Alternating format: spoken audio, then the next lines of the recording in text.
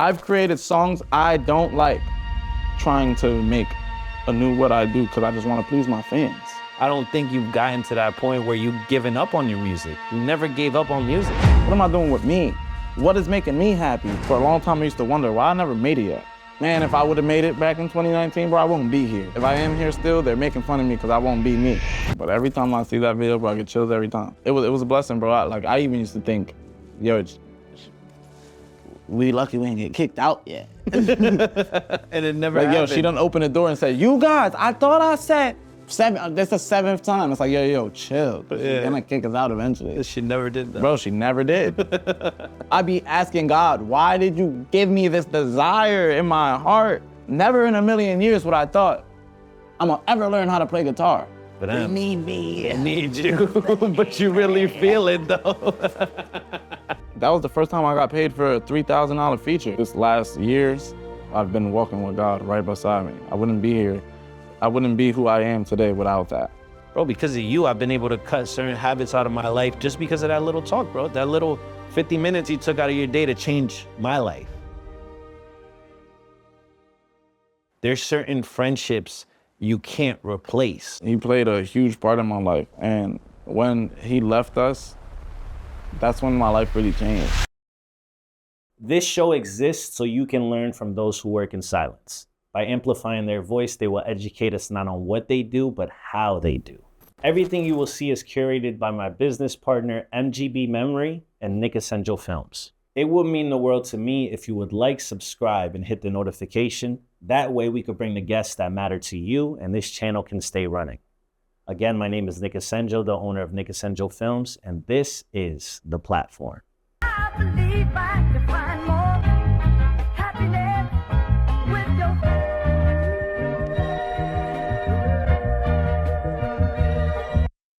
Our next guest has millions of streams worldwide. His music videos have millions of views. He's been at all the label meetings. I've seen hundreds of people screaming his music at his shows. He's traveled the world making music. I've even witnessed people get so emotional that they cry when they meet him. I can confidently say that he has changed people's lives through his music. Ladies and gentlemen, welcome to The Platform, LG Izz.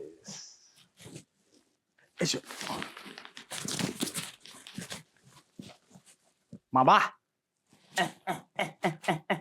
Glad to have you here, bro. I wouldn't have started this journey without you. Glad to be here, man. I really wouldn't have started this journey without you. So to get the big elephant out the room first, what you got under that jacket, bruh? I've been working out. Yeah, Like, I've been in the gym for real. Like, I actually been, you've been doing a lot of sit-ups? Kinda. All right. Why you ask? No, nothing that stands out I much. got some water. Nothing that stands out, but I mean, it looks like you've been working on your abs a lot. Nah, I got some Giphies. All right. I didn't know it was gonna be. I got a Giphy under here, and I had to hide it, you feel me, so it could be genuine when we start the podcast. Okay. All right. Well, I'm appreciative and I'm ready. Okay. I wish it could have been something with my face on it, but I didn't have enough with my face on it. But, open up. I got you. Hokey dokey. Okay. A Lego. And it's easy and simple, and boom. You can put it somewhere in here. You know what I mean? When I know people come here, they be like, yo, that's from the first podcast, the first day. Oh, and I'm not done yet. This was gifted to me when I went on stream. And now I give it to you for the podcast, and now this is special. Damn, bro. Damn, bro. It's Giphies. Damn, bro. I didn't come here. Thank you, bro. This is beautiful, bro. I couldn't. You know what's crazy? I actually collect some of these too. Damn, What? sorry. So I like to open mine. as you can see, guys, LG's a big Spider-Man fan. And I I'm like a Pokemon fan too. I had a feeling you'd like that, and I was like, you know what? Yeah. You'd like this more than I would appreciate it. Check this out. I feel like it looked nice in here. So for the next episode, you're gonna have to find where I place this magically. Yes. Oh yeah, that's a fun game to play. This is dope, bro. Thank you, man. Thank you, bro. Welcome, See, this my is the brother. type of person you are, bro. And I've known you for so long. That's why I think this is a special one. Matt, can you take this, please? Oh, Like I thought to myself, I was like, thank you, bro. I'm gonna watch the 100th episode and be like, yo, and you're gonna see all the differences and changes, but I know those are still gonna, I know they're gonna be like, yo, this from the first episode. I'm gonna have Jasmine build that too. Oh, your dad, you should love that. She'll definitely love it. And it's easy, it's a simple one too. It ain't even that hard. It looks fire too. I never seen it's like it messes with your eyes. It's like an illusion. It's like digital. Okay. It's supposed to look like it's in a phone in the old You built one already? Nah, that's actually I had a regular Lego. Okay. And then I got that one, but I didn't build it yet. And I was like, dang, what could I gift him? I was like, haha. Well, thank you, bro. Not only you could take it home, but I was like, you know what could I gift him that could be a part of the podcast? That means a lot, bro. I was not expecting that. So thank you very much, bro. That means a lot. I have to, bro. So you know me. I come through some love, man. And yeah, I think what's special is for people that I do know you. You said you know me, right? Right. I think we have a special relationship that not a lot of people might be aware of because maybe they don't see us nowadays together. Right. But you were literally there for the beginning of my journey at probably one of my first music videos when we shot with Kenny in the gas station. Word, yo, and you and Ant. What was it? The Villains. The blue and yellow or green and yellow. What gas station was that? Was it a Valero? Yeah, no, I think it was a Sunoco, but it was in like, Whitehall. It was different a little bit. Mm-hmm. Yeah, I remember that. Mm-hmm. That was that dude was actually mad cool behind the counter. Yep. Wave was mad cool with him. I'm like, yo, what the? Yeah. He's like, hey, Wave. And Wave had his old school BMW. His Yeah, blue and BMW. that was before I was even like, you know, doing music. Oh yeah. So I mean, that was your beginning stages. I didn't know what it was like then to even have like people be like, yo, LG Izz. Like barely. People knew me from like Facebook, not music and stuff. So like to see Wave cool with the dude, I'm like, yo, how y'all know this dude? And I was like, oh, snap, y'all all just cool. Bro, I think to take it even further back, like even then, I met you because you came to record music at my house. Yo, that's right. You came to record. Like I was just starting to do videos and I still engineered. That's way It was back. in your basement. In my basement. Damn, that's crazy. Yeah. I thought it was like red. Yep. I think that was one of the first studios I've been in for real, because I was mad amazed. Yeah. I was like, yo, And you were probably one of the first artists I recorded for real. man, that's crazy. I remember that. What was that, Villains?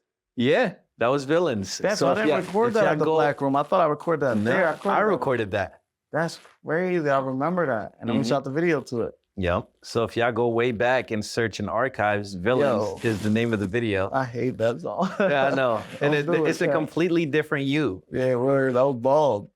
Yeah. I had like a 1.5. Yeah. Yeah, I had like a 1.5. I hated it. I'm like, what was I thinking back then? But yeah, I remember that. People bring up that song still. Yeah. They're like, yo, bro, day one shit, niggas don't know about this right here. I'll be like, what? I'll be like, bro, good looking, bro, but I got mad on this song. Good looking, but keep that away. Yeah. Keep that away. I hate that song. It's a good song, though. I think it's a great song, and it started something, right? Like you go back to that, and you hear a huge evolution in your sound. Yeah. Most people don't see that. I was really like, still learning. I didn't even know I could sing back then. Like today, I would sing that song. Okay. Or even the hook. Yeah. Like I didn't even know what it was. I was still, like, even in the video, I wasn't used to that. Yeah. Like the whole fake arguing thing was so weird for me. Like I'm like, okay, I guess this is not weird, but it's like, it is mad, but I was still getting used to it. Now I'll do that when you'll think I'm really, but you can even tell back then, I really was just getting used to everything. There was a beginning. I hated it. There was a beginning. Like, I like it, you know what I mean? Don't get me wrong. If someone shows it to me, it's not like cringy, Yeah. but a little tiny bit for me, only because I'm way better now. You know, it's like watching my old videos, where it's kind of like, I keep it up for people that, just to show them, like, as long as you keep doing it, you'll get better. I was gonna touch on that. So I mean, you hated it. You didn't like those moments, and like these are moments now that every time I film with you, bro, I literally don't have to tell you anything. You're that one artist that I film. It's like it's natural, right? It's like something that's in you. You know how to perform. You know how to rap. You know where to move. You know where to look. You know what to do. Like you've been doing that for a very long time. So He's raising me up, chat. yeah, but it's the truth, bro. Because I've done probably more than 1,000 music videos at this point. Damn. And I've dealt with a lot of different artists, and there's only a few that have what you have, which is like, it's just natural to them. But I also knew you when it wasn't. Yeah. So it's like something that you really built over time, but you also caught on pretty quick. It's not like it took you those 10 years to learn. I think it took you maybe like a year or two, and then you was comfortable, right? So with that being said, like in your head, how was it in the beginning to kind of how it is now to maybe like perform or do things like that? Like, what's different? Before I answer this, let me zip this hoodie back up, so I'm gonna make mad noise. Yep. But say that again. You said before, what was it like to now? Yeah, before, like, as far as in a sense of confidence within your music, because I feel like a lot of people, when they probably start doing music, you know, they're kind of like where you was at one point. You know, they're like, damn, am I doing this right? Am I supposed to act now? What am I supposed to do? And when this part comes on, and like now it comes so natural to you, bro. You know how to make a song. You've made 1,000 songs since. Now I do it fast. So it's like, how did you gain that confidence? It's like one thing that always was a thing with me, and I thank God for this all the time, but I really thank my parents, because the more I've grown to know them, it's their personality, but mainly my dad. But I just never been shy, you know? And honestly, my mom always gassed me up since a young bull. Like when I was just a kid, you know? She used to tell me I was the best when I was 11, 12. And when I look back at the videos now, I'll be like, yo, my mom was a liar.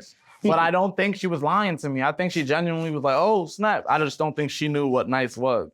So to her, that was nice. She didn't know any 11-year-old, 12-year-old that could rap at all. You know what I mean? So it's like with my mom, I don't think she was lying to me. But I look back, though, and I'd be like, Ma. But I'd be like, thank you that you did this, because my mom gave me the most confidence in the world. You couldn't tell me anything because my mom thinks I'm the best. She thinks I'm better than Michael Jackson. And it's like, you would think that's crazy to say, but no one could convince my mom that I wasn't. Like, anyone could, like, even my dad used to, like, my mom and my dad not would fight about it, but they even bump heads sometimes because I'll be showing my mom a song, and she'll be telling me, gassing me up, yo, this is the best, da, da, da, da, not telling me nothing bad about it. But my dad's more realistic, and my dad makes music.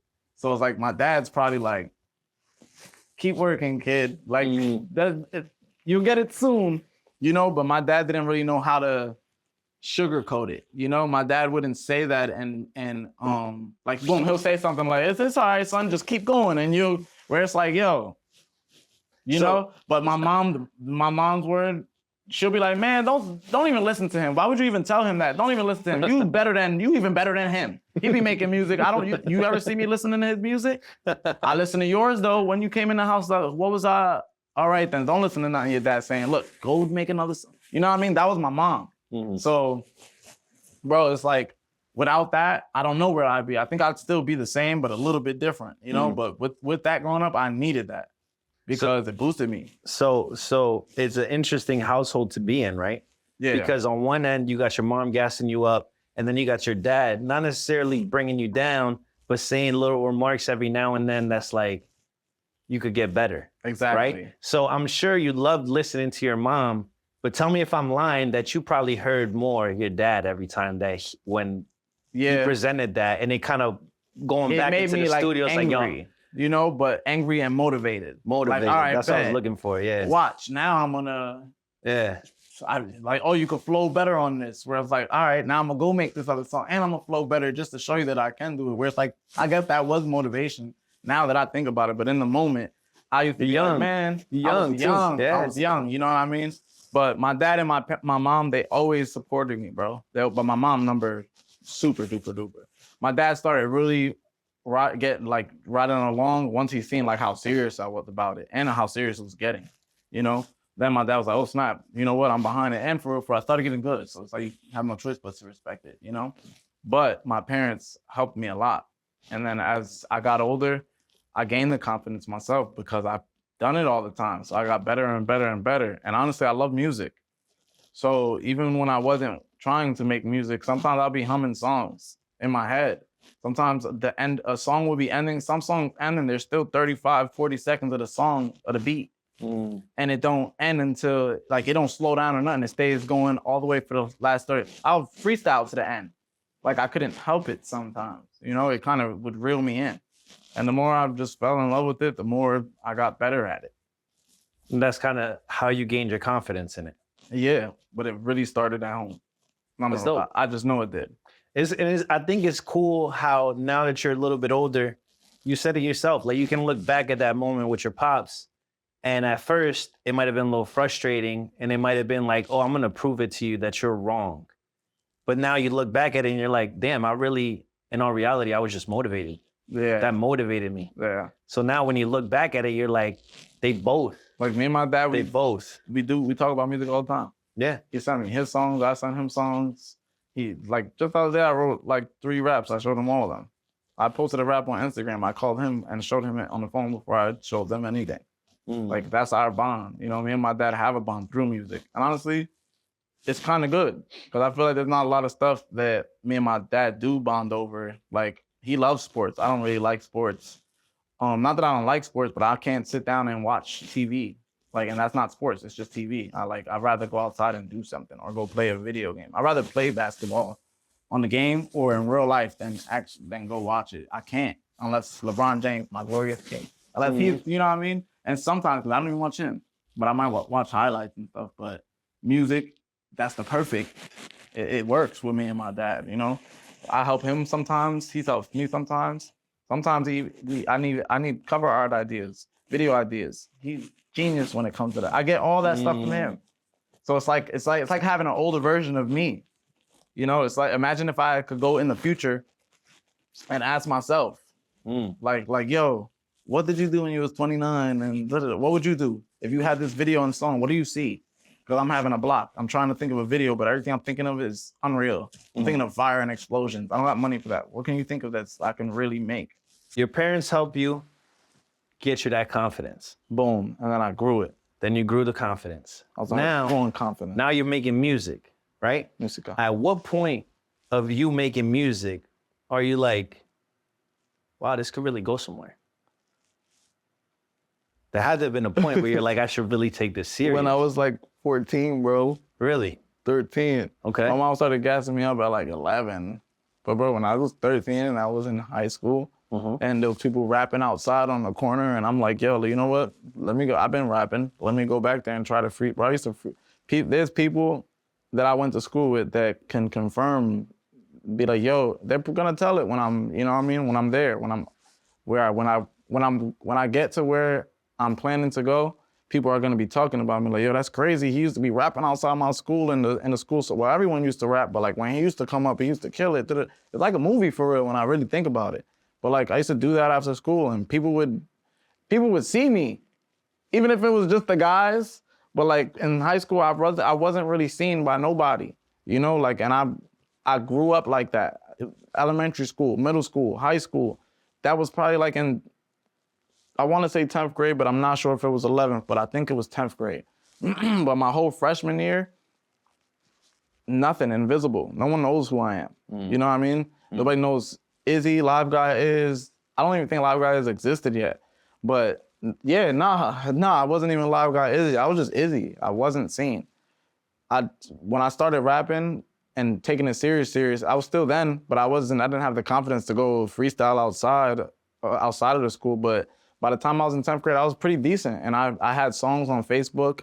People would comment on them. People would share them. People, yo, this is actually good. Oh, snap, bro, you actually nice. Oh, this the kid that goes to school that I go to school with. So it's like, people would notice me a little bit from Facebook. So I didn't mind to rap outside. And honestly, it was all guys. I don't care to mess up in front of guys. If a girl came to the circle though, now it's like, all right, I might not jump in. And if I do, it's like, all right, don't mess up. But it was all guys. And for real, it wasn't like that circle. That was the group where it wasn't really the popular kids, but it also wasn't the nerdy kids. But it was more the guys that's like, yo, the type of dudes that's like, yo, you ain't gonna give me a hug? All right.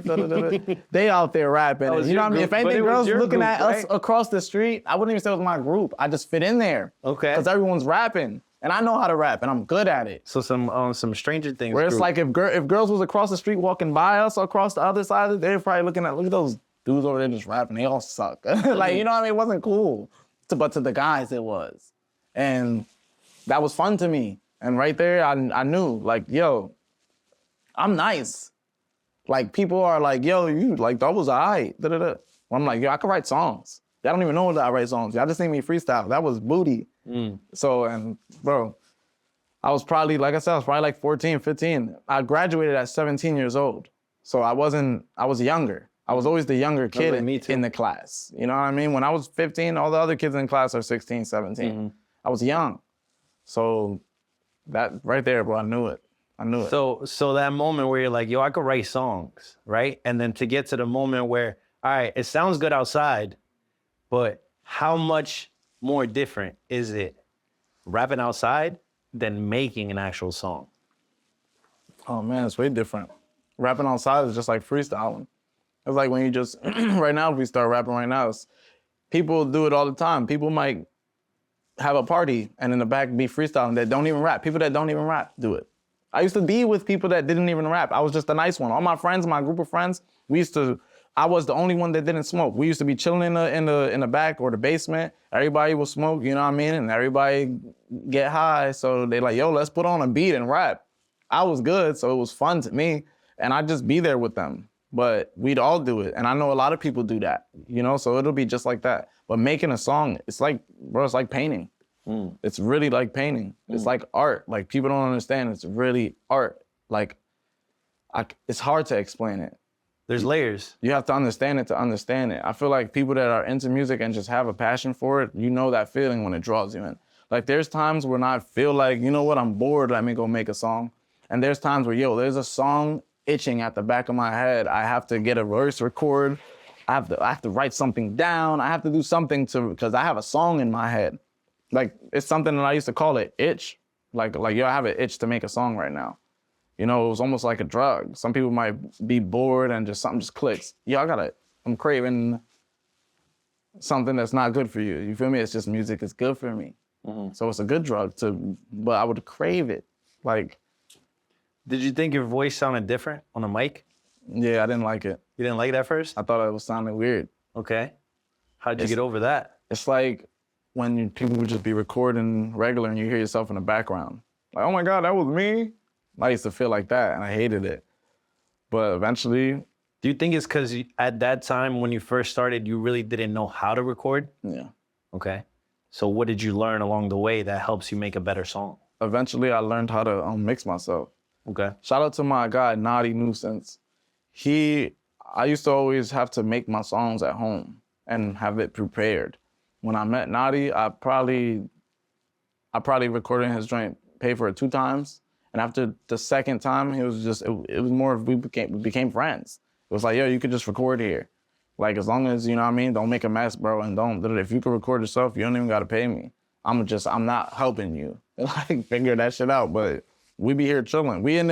I'm done with my second session, we go and chilling in the living room. They all smoking and chilling and drinking. I'm like, I don't wanna go home. They're like, bro, you can chill. You and Wave, come on, we lit. Y'all can just cool it. Everyone used to be in his basement. It used to be like parties. So I'm like, hell yeah, I'll stay. And eventually, after like 30 minutes, I'm bored. And I see the studio empty. And I'm like, yo, bro, you care if I go in there? And I think that's how it started. He was like, yeah, just don't ask me for help unless you want to pay me. I was like, bro, say no more. Just how did you do this? Just set it up for me and I'll figure everything else out. So he set up all like a preset. He said it was like probably 5 or 6. It was reverb, delay, limiter, pitch corrector, and there's one more. Compressor? Compressor. You're good at this stuff. Oh yeah, you recorded me my first time. Yeah, I tried. But those 5 right there, he just set that up, and I would tweak them how I like them. I just know what's there. And I didn't know what I was doing, bro. I was just clicking stuff. And eventually I learned what I was doing. And I might just ask him, yo, bro, real quick. And he's drunk now. Yo, real quick. I know you said, how did you do this? Just show me one time. That's all. All right, bro, come on. Don't ask me again. And I probably asked him like 2 or 3 more times. But it's within the next 3 hours. So he don't mind it. And he gets drunker and drunker. So eventually he comes in there and he starts recording. I'm like, oh, it's lit. And now I'm paying attention. Because now I know, oh, you're going to be letting me use this. Bro, every time from there on out, I looked at everything that preset. I went to my notes, bro. My phone, he got my phone. My notes goes down years. My iPhone notes, it's like Drake with his BlackBerry. I have everything in my notes from years ago. Even when I started, I used to write down exactly how the order they were in. I used to think they had to go in order. And I remembered it. Yo, bro, how did you do this? I might even press Siri, type the text, and leave it there. so he could say it, and then it'll be in my phone. I literally taught myself. I was like, I'm gonna pay attention, and I'm gonna learn this, so I don't ever have to ask him again. And I knew a little bit he was kind of getting annoyed. So I'm like, yeah, if I want this privilege, I kind of have to dope Kobe Bryant Mamba Mentality book. That's dope. I knew I had to remember. I'm like, all right, I can't keep, like the first day he's drunk. After, he's like, I could tell eventually it's gonna be like, yo, bro, I know you wanna record here, but I'm telling you, I can record you, bro, you're gonna just have to pay me. So I'm like, learn it. And bro, I learned it. And now, bro, I can record myself with no problem.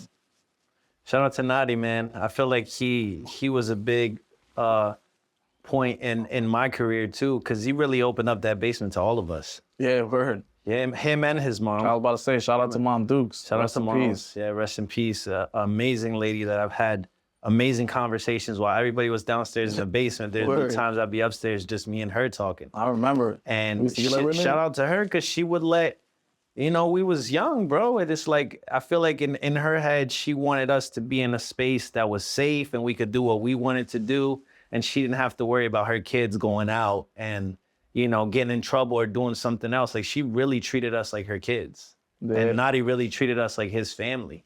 Like, I used to spend days there. There was a point you lived there, right? Yeah. There was a point you lived there, and me and you was there all the time, 5, 6, 7 in the morning, wake up, go to sleep for a couple, 2, 3 hours and come right back to it and do it again. I remember, bro. Like, I think like those were some of the best times. That was like canon. Like, yeah. That was canon event. Like, without Mom, like, say if Mom just wasn't there, say if she was just living in another town, and there would be none of that. Yeah. And we ended up having a whole little group, Young and Heartless. There would be none of that. You know, I would have never had that studio that I made What I Do there. And I recorded it on one of those drunk nights by myself in the studio where he's like, yo, bro, just don't ask me for, but now I kind of know what I'm doing already. I'm in here all the time, you know? So it's like, Mom was a true blessing and a key factor in this whole thing. Like, none of this could have happened without those days. Like, it was a blessing, bro. I even used to think, yo, we lucky we ain't get kicked out yet. And it never happened. Yo, she done open the door and said, you guys, I thought I said 7, this is the 7th time. It's like, yo, chill, because she's gonna kick us out eventually. She never did that. Bro, she never did. And it's like, shout out to Mom, you know, rest in peace to her. She was a blessing in the whole key factor. Mm-hmm. We wouldn't be here. But those days, that's where I learned everything. Yeah, I think I give a lot to my career too by being there and being with you guys. I remember when we used to be up for hours in there, just making songs. There was times that I still remember, like there's a song of yours, I think it was called Like a No One. Like a No One? Remember with the red that I just remember you started recording this song at like 2 a.m. and I was at the studio. We was up all night drinking, having fun. You finished the song at like 4 a.m. and then we went back together. Oh, we shot it. Me and you went back together to my house in Caddy, and we shot the music video together. It was red. Yes. I'm trying. It says, I don't go out of my way to please a no one. Yeah, please a no one. Please a no one. Yeah. Damn, that's please a no crazy. One. That song never dropped. It was just that YouTube video. It's on YouTube though. If they search, they'll find it. Yo, but that's crazy. From that song starting, the idea of even thinking of a song, it was 2 a.m. and by 8 a.m. we had a video done, shot, song out, song mix, master, done, out. Yeah, like we was able to do that whole process in 6 hours.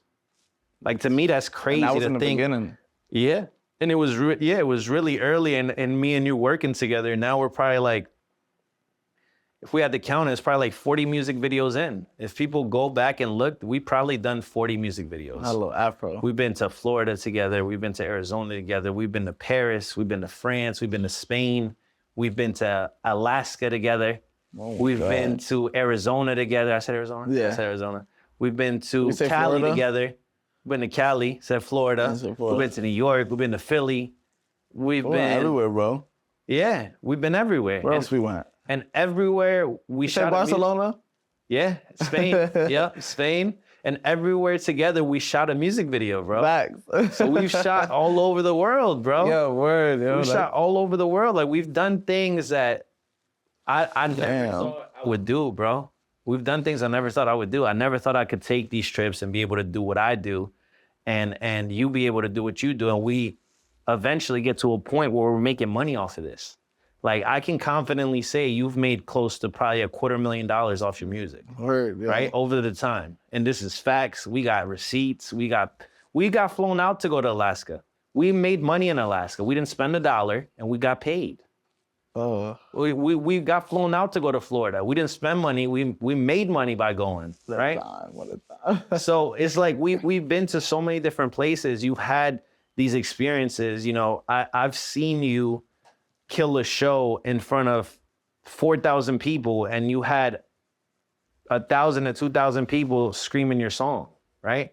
This is PPNL Center back in like 2020, Best night of my life, 2018, bro. 2020, 2019. 2019. I'll never forget it. Bro, we were on a stage with 5,000 people and they were screaming your song.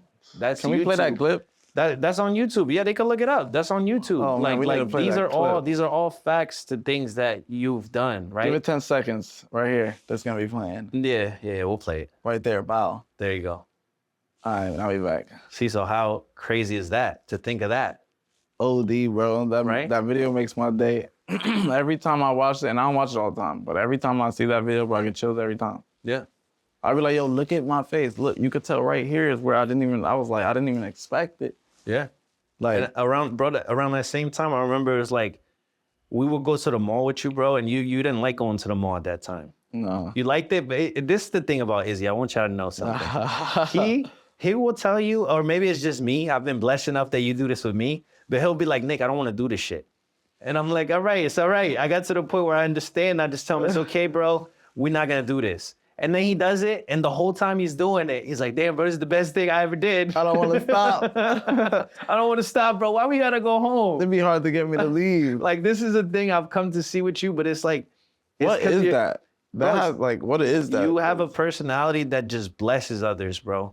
So it means for me, when I've come to know you, you're either all in or you're all out. There's no in between. There's no middle ground, right? There's no Izzy just, Izzy's feeling all right today. Nah, Izzy's either really happy or he's really not, all right? There's no middle. I'm really happy today. But and the other side of that, bro, the don't know people about that the bro. surround you, bro, get the biggest blessings from you.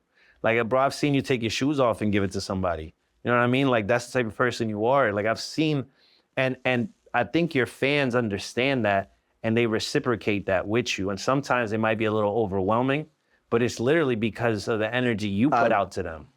It's literally because of that. The image I've created. Yeah, it's literally because of that, bro. I remember going to the mall with you, bro, and there's a little girl, like 10 years old, bro. She was literally crying, meeting you. And I'm here like, what the fuck? Like, ain't no way. What is happening? And she's just like, oh my God, it's you. I'm like, this guy? But the way you handled it is always like, bro, you could be having the worst day, but your fans will never know that. Word. Your fans will never see that.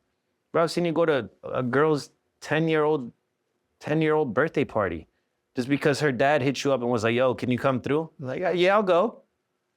And then I've seen that whole time before you get there, you have all these problems happen to you and then you still go, right? Yeah. You still find a way to go. So that says a lot about you, bro. Like, for your fans, I feel like you go above and beyond, and you have like, you've built this fan base of people that can really go back to you and say, yo, I fuck with you since Villains, Yeah, but right? I fuck with you since that song. And then sometimes you might be like, oh, that's dope. But then if you really think about it, bro, that means they fucked with you with the other 60, 70 songs you did since. the other phases I had. All the phases you had, all the ups and downs, everything you went through. So I know, like, that's for me to ask you, right? Like, how do you feel about that core fan base you have? What does that mean to you? Because I know you've built it over time. So what does that fan base mean to you? Bro, it's so special to me. Let me tell you how special this is. I lost my Instagram 3 weeks ago. I was mad sad, bro. Hold on, my stomach growling. Hold on, let me let that pass. I was mad sad when I lost my Instagram. And it wasn't even because, oh, I just lost 50,000 followers. I'll get it again, times that. I'll get 5 million followers. I believe it's coming when God says it's time for it. I was sad I can't connect with my fans. The whole time I'm thinking to myself, I don't care. I'm not caring about the music. I'm not caring. My first thought wasn't, oh, how am I gonna promote my EP that I have dropping on my birthday? My first thought was, What if my fans need me? How are they gonna reach me? None of them know I'm on TikTok, and I don't have them on Facebook. There's some that, bro, I have some fans, bro, that message me from Africa. You know him, my boy Builderman. I don't know where he's from exactly, but I know it's one of theirs, Africa or Jamaica or one of those. But he messages me all the time just to check in. Sometimes even for advice, sometimes just to update me on his life. That's one. I have that same relationship with about 3,400 people. You know what I mean? And I say that specific number because I'm really close with these people. And I say that number as in those are the people I message back every day, whenever, well, not every day because we don't talk every day, but when they message me, I message them back whenever I can. We have real conversations, real bonds. We talk about stuff. I know there's fans that I know when they were 14 that I can tell you about their life. I know what they're doing because I've been supporting them ever since. I be seeing what they're, like some of them are content creators now. I'll be supporting, some of them are streamers now. Before they used to play basketball, where I seen their life, I seen them grow up. I keep this bond with my fans. And a lot of them, I have just regular relationships with. That it's just like, yo, I see them, hey, my God, what up, Brody, da-da-da. And we might not talk on, but that, like, boom. I got 50,000 followers on Instagram. At least 3,000 of them, I have a core friendship. They're wondering where I'm at right now, and I know they are. But I know that they know that either I'll be back or some of them probably think, like, I be talking to them. Sometimes they might ask me how I'm doing on a day that I'm fucked up. I'm fucked up. On a day that I'm fucked up. And I'll just go on a rant. Bro, not today, bro. I'm not in the mood. Dead ass, bro. I dead ass feel like crashing my car into a wall. Love you, gang, but I'll talk to you another day, bro. I don't got no positive words, and I don't care what you gotta say, bro. And I don't want to be mean to you. You know you my dog, but not right now, bro. Some of them caught me at times like we have bonds, and then I'll check back in with them in a week when I'm okay now, and I remember, oh shit, this person. Go search they, go back to the DMs, like, oh my God, read the message, like, text them like, yo, bro, my bad. I wasn't seeing things clearly that day, but just know you reaching out to me that day, that meant a lot, bro. I love you, bro. That's why you my dog. I have that bond with more than I can imagine. You know, 3,000 a number I just throw out there. But I'm not even being exaggerating. You know, I have this real bond with my fans. And bro, that keeps me alive. Like I do the music for that now. I used to do it before because I loved music. Now I make music. I'm starting to get back in the era of making music for me. Because that thought, it's a blessing and a curse. I started doing everything for that. You know how many people comment, oh, I need to know what I do. I've created songs I don't like trying to make a new what I do because I just want to please my fans. When I realized, I seen something, Steve from Stranger Things. I wish I had my jacket. Favorite, don't get me started. Anyways, Steve, I forget what his name is, Joe Keery. His name is D-Ho or DJO. I don't know how he pronounced it. I just found out he made a song that I be listening to from mad long ago. Anyways, what was I saying? What was I just saying just now? Why'd I bring up Steve? Because you were making music, you're now making music for you, not those fans that you love so much and so dearly you were trying to remake what I do. And Steve. Boom, I love Steve, Joe Keery. He said in the podcast, they're asking him, how did he make this song? It's the, and when I'm down it, I'm here. He's like, people, it said in the, in the thing, like, oh, Joe's very humble, da-da-da-da. They're like, yo, what were you thinking? And he's like, bro, it was just, I did what I did on that song, the same thing I did for my last song that I just recently dropped. And the last 20 before, that song is from 2020 or 2019. It's from a couple years ago. He's dropped a couple projects, and he's saying this in like, bro, I've dropped projects since that. And I think these songs are better than that song. It's just, that's the one that catches your ear. But it's like, there wasn't nothing special. Like, yo, all these songs, yeah, you made them, but what was on your mind when you were making this one? Like, bro, the same thing that was on my mind on a regular night. Let me just sing whatever's on my mind. So it's like, I didn't get that until I realized, like, yo, I need to stop trying to make music for people. Because I would try to do that, bro. But for a long time, I was doing everything for them. And now I'm in that era where I'm doing everything for me, but I have my fans and, you know what I mean? I hold them close and I'm courteous of what they want. So I'll keep in mind, but I might, if I want to drop these songs, you're getting whatever I say. But I'll take into consideration what you suggest or want. I'll think about it. I think that says a lot about your growth as an artist, because when we were back at Nadi's house in his basement, that's the type of time you were on, right? And then it's like, I feel like any business, right? Let's go back. If we put in a business perspective, there's waves. There's waves, right? You can be very successful. There's moments where you come back down. There's moments where you come back up. And then the moments after you come back down, typically, if you keep doing what you're doing, you're going to go back even higher than you once were, right? And I feel like that's what's happening with you. Is like you were at that point in the basement where you were focused on you. You was doing it because you was happy. You was making the music that, man, I got a studio. Like you had that drive, like, oh shit, you weren't thinking about fans. You were thinking about you. And that's when you built the most fans. Word. And then I know this because I can relate to it. There gets to a point where it's like, you become such not a big name, or like, I would say you get so much attention that then it starts to be like, wait, am I doing this shit the right way? You start to like question yourself a little bit. And I've done it myself. I start to question myself like, damn, was this video good? Or am I missing something? And then in reality, all you had to do is go back to that mindset where it's like, yo, I don't care. Yeah, but like people loved it because it was genuine. And now you're finally. Like, do I like it though? Yeah. Yeah, but do I like it? Exactly. So now I think it's very cool that you're going back to that essence and kind of making music for you, because bro, you've been doing this for as long as I have. Right. So I don't know how you haven't lost it and just went real crazy. I know you're a crazy guy, right? But I don't think you've gotten to that point where you've given up on your music. You never gave up on music. Even when I haven't. Exactly. You really never have, bro. But man, I might deactivate my Instagram for 2 months. Yeah. And in that 2 months, I made 5, 6, 7 songs. It's like, oh, but it's more for me. Yeah. And then I realized that, I could put these out. Yeah, and you realize that it's just because you love music. It's not because you're doing it for somebody else or something else. You know what they say? I didn't choose this life. This life chose me, bro. I feel like that wholeheartedly. There we go. I be asking God, why did you give me this desire in my heart? Why did you sometimes I hate the love I have for music. It's like loving someone that you just can't let go. It's like, I want to leave you. I don't want you no more. But one day without you and I can't stop thinking of you. It's like, I be mad sometimes, but why either be mad at it or thrive at it, So not too long ago, I was just mad at it. About 4 or 5 months ago.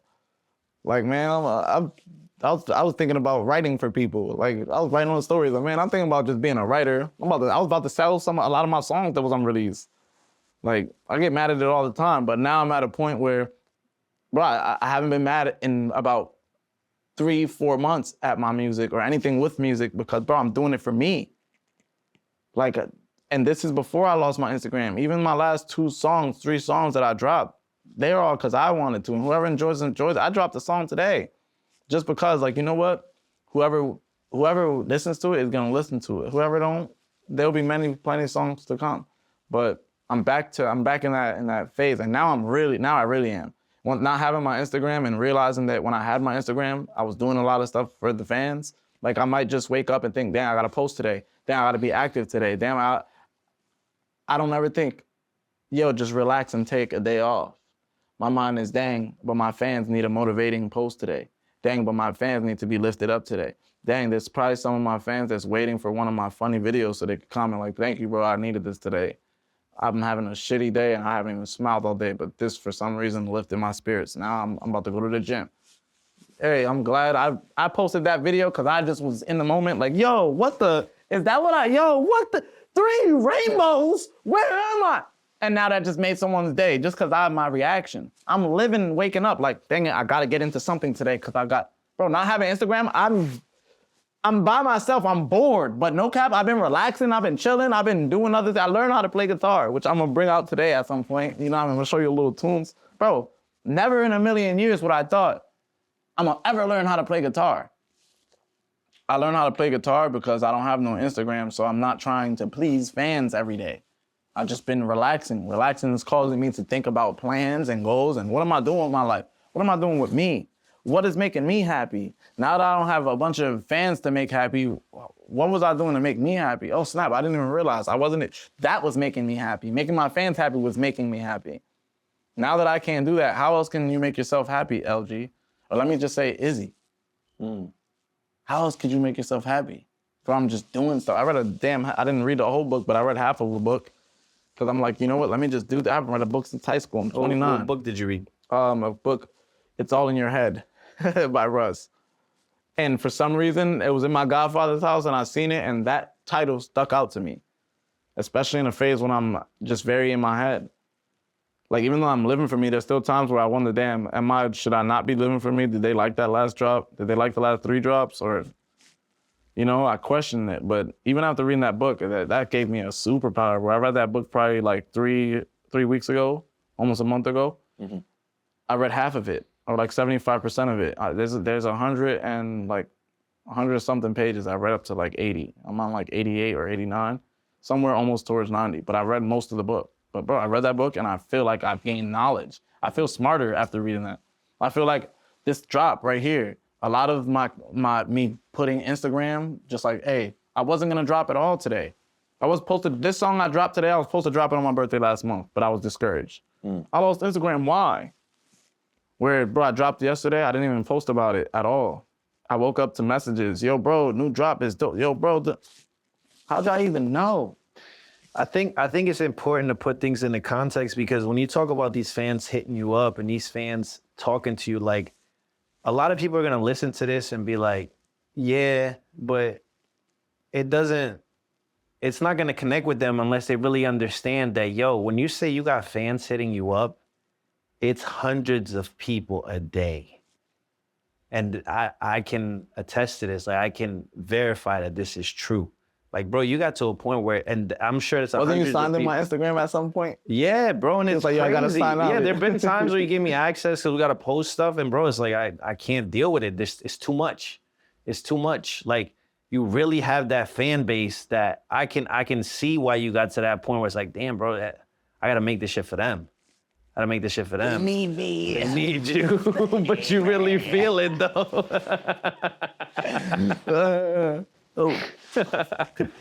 So I think that thought would stress me out, bro. Yeah, and I mean, you would tell me. It's like having mad kids. You would tell me, bro. Like, my babies. You would tell me, yeah. I think it's cool that you're at that point of growth and that point of now you can start to do stuff for yourself because that's what's important. That's gonna make the best music you've ever made, I think. Yeah. And I think I want to ask you this, right? You got to a point with What I Do, right? Where that song took off at one point. Oh, I got you another gift for you. Go ahead. Go ahead. You sure? Yeah. All right. So got to the point with What I Do. I still remember, so we shot that video. It's funny. We shot that video at Allen High School. Yeah. Allen High School. A lot of people think I went there now. Yeah. Bro, some people even be like, yo, bro, we went to school together. You know me. You went to Allen, right? No. You fool. So we shot that video because at the time, I guess the principal, he fucked with us and he let us do the video on a Saturday morning. His kids booked us for homecoming. Okay. Remember? Okay. You the one that set it up. Okay, yeah. I think so. Or was it Nadi at the time? I think it was Nadi that set it up. Was Nadi holding that down at that point? At that time, I wasn't your manager yet. You were just the videos. I was just a cameraman. You was doing all the videos. I was your cameraman. And my best friend. Yeah, and still. Managing made us more business at some point, and then we had to come back to being friends. Yeah, we'll get to that. But we'll get to that. Yeah. But I think What I Do, right? One of my favorite shoots till this day. We shot that video in 2 hours.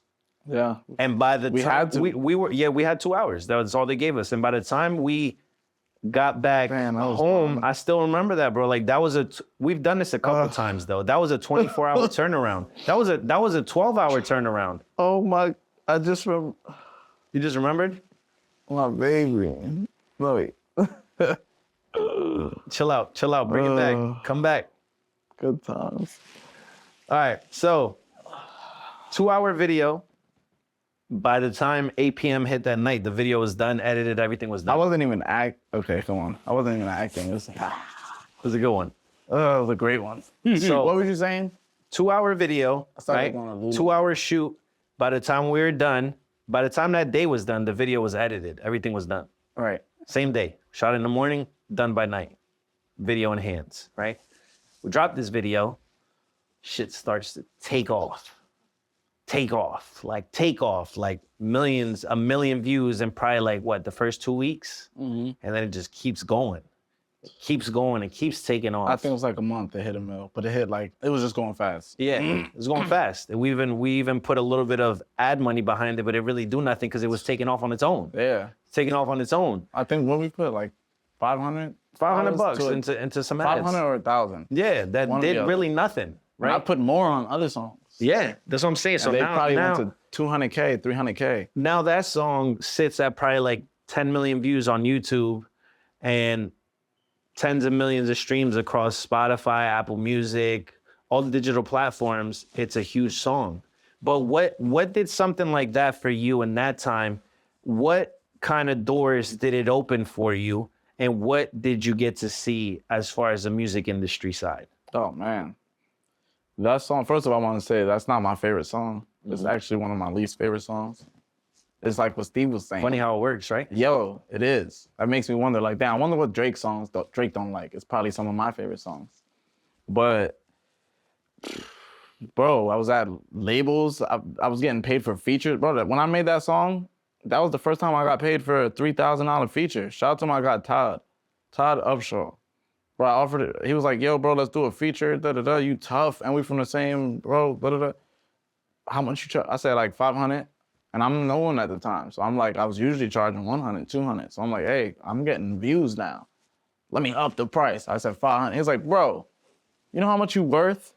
He's like, look, I'm gonna give you 3 bands. I need you to just go crazy and do your, I said, what? And bro, shout out to him. I told him this once, but he gave me confidence and to never charge $500 again. And now I'm at a point in my life where I am charging that low just because it's affordable for everybody and it make more sense for me. You know, if I would have 10 people buy $250 features, it's better than one person buying a $700, $1,000 feature, you know? So I kind of learned from him, but for a long time, he gave me the confidence like, yo, you can charge people for it. And I had something to back it up. Like, yo, bro, I got this much views on this song, bro. It's beneficial to you. I got this much streams.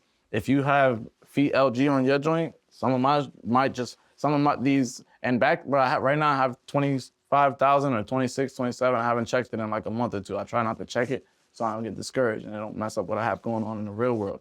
The internet's a lot. But I did it again. What was I saying? You have 20,000 what? I love you. 20,000 what? Listening to me. I have 20,000 monthly listeners on Spotify. 20 something. Bro, back then I had 500K monthly listeners. Monthly for like 6 months. And at some point it went up to like 800, but that was only for like 1 month or two. It went viral somewhere, I don't know. But I had that to back it up and be like, yo, bro, I charge this. Yo, shows, okay, you can pay me 1,000 for a show because so it opened a lot of doors. And then, bro, I went to damn near every label after that. Like every label that I could think of, I probably sat down with them and discussed something. And how was that? It was fun, but honestly, they always give me the ick. Like, something just feel off. Every single label I've ever stepped into, something just feel off. Where it's like, and now, bro, I'm so close to God now. For a long time, I used to wonder why I never made it yet. I got all these views. I done sat with this label, that label, this. I used to be mad. I used to really be mad. I even wanted to quit because of that. Like, man, really, I'm tired of this. I thought this was gonna happen and it never did. I thought nothing's ever gonna happen. And I've realized God is not letting me get there without him. Man, if I would have made it back in 2019, bro, I won't be here. And if I am here still, they're making fun of me because I won't be me. I'd probably be somewhere lost in the sauce, lost everything probably, you know, because I was very just lost. I was very ignorant back then. I didn't have a wise mind. I just lived differently. You know, I did not have God in my life whatsoever. I had an upside down cross on my chest. And I walked around like that. And not that I didn't believe in God, I just didn't care for him. I'm like, man, he don't care about us or anyone around us. Okay, so why this happened? How all these? I had so many questions where I'm like, I don't know. I'd rather live how I'm living. And I didn't realize I was destroying myself. But as I got older, I realized God wasn't letting it happen. I'm very highly protected and anointed by Jesus Christ. And I truly believe that in my heart and soul. And no one can make me feel, you know, like this last year, I've been walking with God right beside me. I wouldn't be here. I wouldn't be who I am today without that. I'd probably still be here, but not this mindset, for sure. And I know I wasn't supposed to make it. So how do you feel you were able to see the different side of that, see a different side of God when you were at some point the guy with the upside down cross on his chest? What happened? Was it like a specific moment? Was it like... I started going to God when I was at my lowest, because I had nothing else to go, nothing or no one to go to. And I learned one thing about God is if you don't, when he's calling on you and you don't listen, he'll give you a reason to call on him, And you either have two choices. You either call on him and you go this path, or you don't, and you go another path. And I was scared of what my life, I'm very aware. It's so crazy that I'm aware when I'm blacking out, but I don't care in the moment. But I know what I'm doing. I'm very aware. I can be in that moment where I know, if I go this path, but I know, I used to know, and I would willingly go the other path because I used to think it was fun.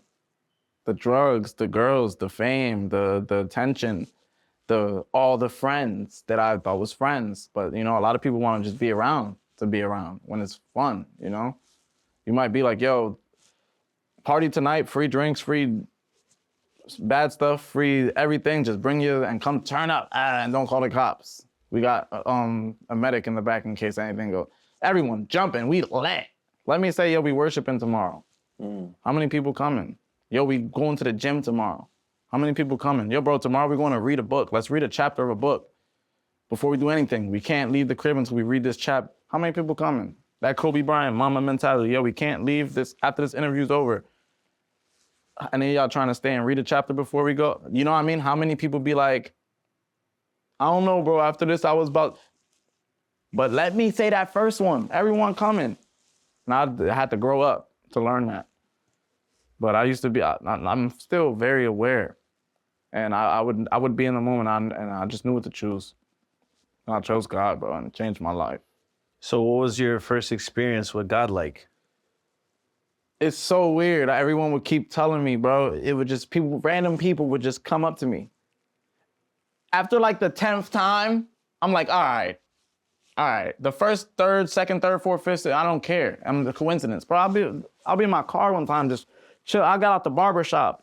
I'm chilling just on my phone. Mexican dude, on my right. I'm parked. The light's there and it's green. I'm like, I'm not in your way, bro.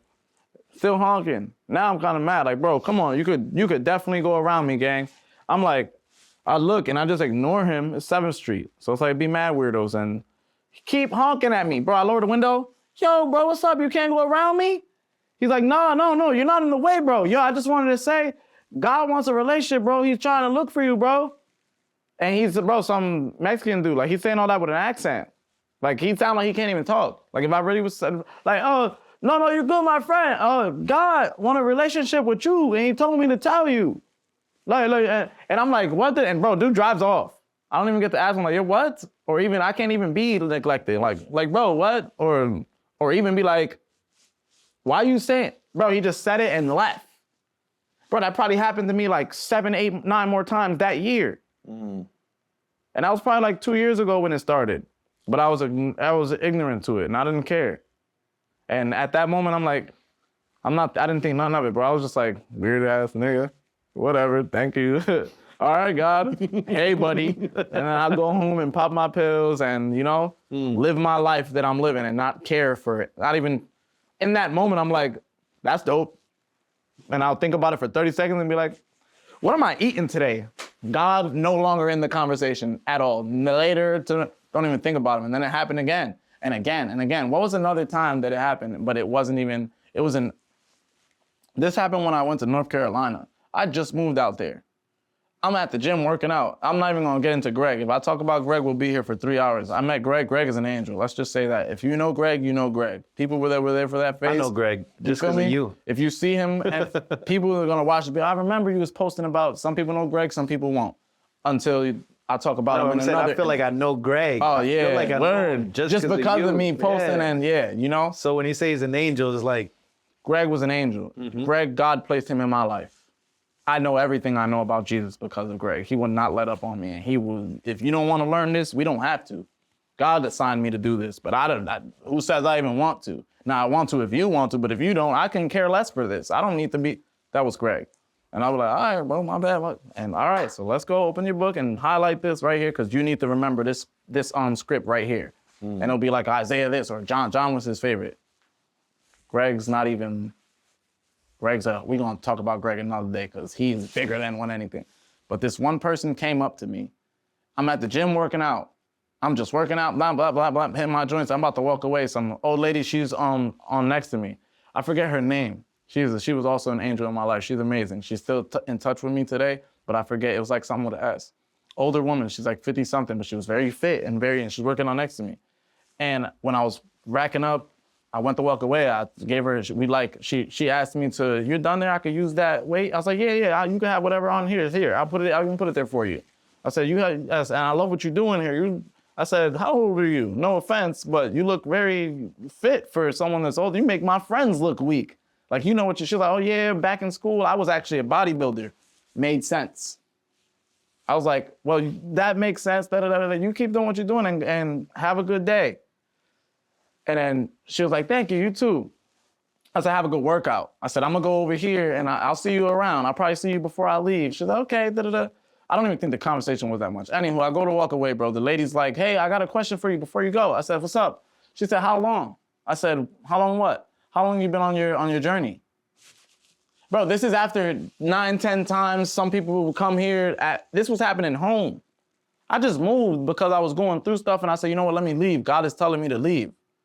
That's why I didn't know why I was even leaving. God told me to leave and I just followed him. This is after so many times. She's like, she asked me that and I'm like, it's going. It's not too long, but probably like 2 or 3 months now that I'm actually locked in and serious about him. And she's like, yeah, I can see him all over you. Or I asked her, I said, why'd you ask me that? She said, I can see him all over you. And bro, right there, I was like, yo, there's no way this is still happening to me. And I left. And bro, it's a random lady. I didn't say much. I think I oversaid what I just, I think that was after the conversation. I see you, oh, you're a bodybuilder. I don't even think that happened yet. We barely had conversation, bro. And she just says that to me. And it's like, that happened to me about 10 different, I'm probably wrong. It probably happened like 14, 15 times. Where after like 5, 6, now I'm like, bro, it was one time I'm at Walgreens. I'm getting something last minute. And some kid asked me over the counter. He's like, yo, bro, can I ask you a question? And don't take it any offense. I said, well, you're going to ask me if I believe in God? He was like, yeah. I said, I do, bro.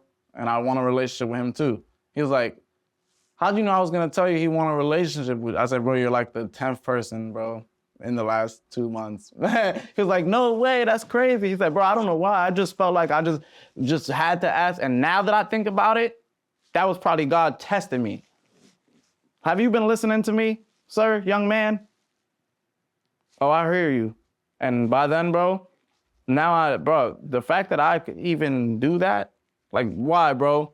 What are you about to ask me? If I believe in God and Jesus? Because I do, very much. He's like, yeah. I said, and I have a relationship with him. He's like, how do you know? Bro, I will never forget it. That's crazy. I'll never forget it. It was on Walgreens right on South 4th Street. That's crazy. And the reason why I was there was because I wanted my Turkey Hill ice cream, and they didn't have it. I went to every Turkey Hill, bro. Every Turkey Hill. I think I was with my ex-girlfriend at the time, and I went in the car and told her everything. She was the one that was taking me everywhere. Like, come on, we go to this one. She was a rider. That was my dog. That's why I just melted when I thought about that video. That's when we was friends. That's when I was in love with her and she didn't even know yet. Stupid. But yeah, she's taking me to this turkey. Bro, when I want something, I want it. I'm very specific, and that's a problem that I have that I wouldn't even say I'm working on it. When I want something, I'm gonna get it, And if I have to settle, I'll settle once I have to check every Turkey Hill first. Then we can settle. I'm not gonna settle. Like, oh, we checked one Turkey Hill. We really gonna drive to all 3 of them? No, but we're gonna drive to the next one. And when they don't have it, now we're gonna drive to the next one. And I'm gonna hope I'll go to every one. Bro, after, I couldn't, bro, but it was like 11:45, and I was like, you know what? I'm just ready to settle for ice cream, bro. I just want ice cream at this point. I had a craving for ice cream. I don't know why. I wanted ice cream. And I would eat a lot of ice cream. I think it was my ex. She used to just feed me a lot. So I got addicted to ice cream. I settle and I'm like, you know what, where can I get ice cream? Everything's closed now. And I know Wawa don't got it. So I'm like, you know what, and I think I didn't want to go to Wawa, I don't know. I'm like, what's close to the house? Because now I'm tired of driving around. Walgreens was right by my crib, but it closed at 12. Bro, I get there at 11:59. The dude is closing the door. I'm like, bro, please, bro. Please, bro. Please let me I just have to get ice cream real fast and I'm gonna go to the freezer and come right to I'll even leave tip. He's like, go ahead, no, you good, bro, take your time. This is the dude that asked me that. He's like, you good, bro, here, look, come back in. And now I think about it, he was with God, so he didn't mind it. He's like, I'm gonna do good deeds. You good, bro, I don't even mind, I'm here for another 10 minutes after anyways, bro, you good, take your time. You don't even gotta run to the, mad cool. Bro, I get back there to just get some regular vanilla ice cream. I see the Turkey Hill ice cream, gang. The Turkey Hill ice cream is in Walgreens. The one I wanted that I thought is exclusively only at Turkey Hill. So not only did I end up right where God wanted me, but he got me the ice cream as long as I just, you know? Yeah. And bro, that night, that was one of the nights where I knew because I knew.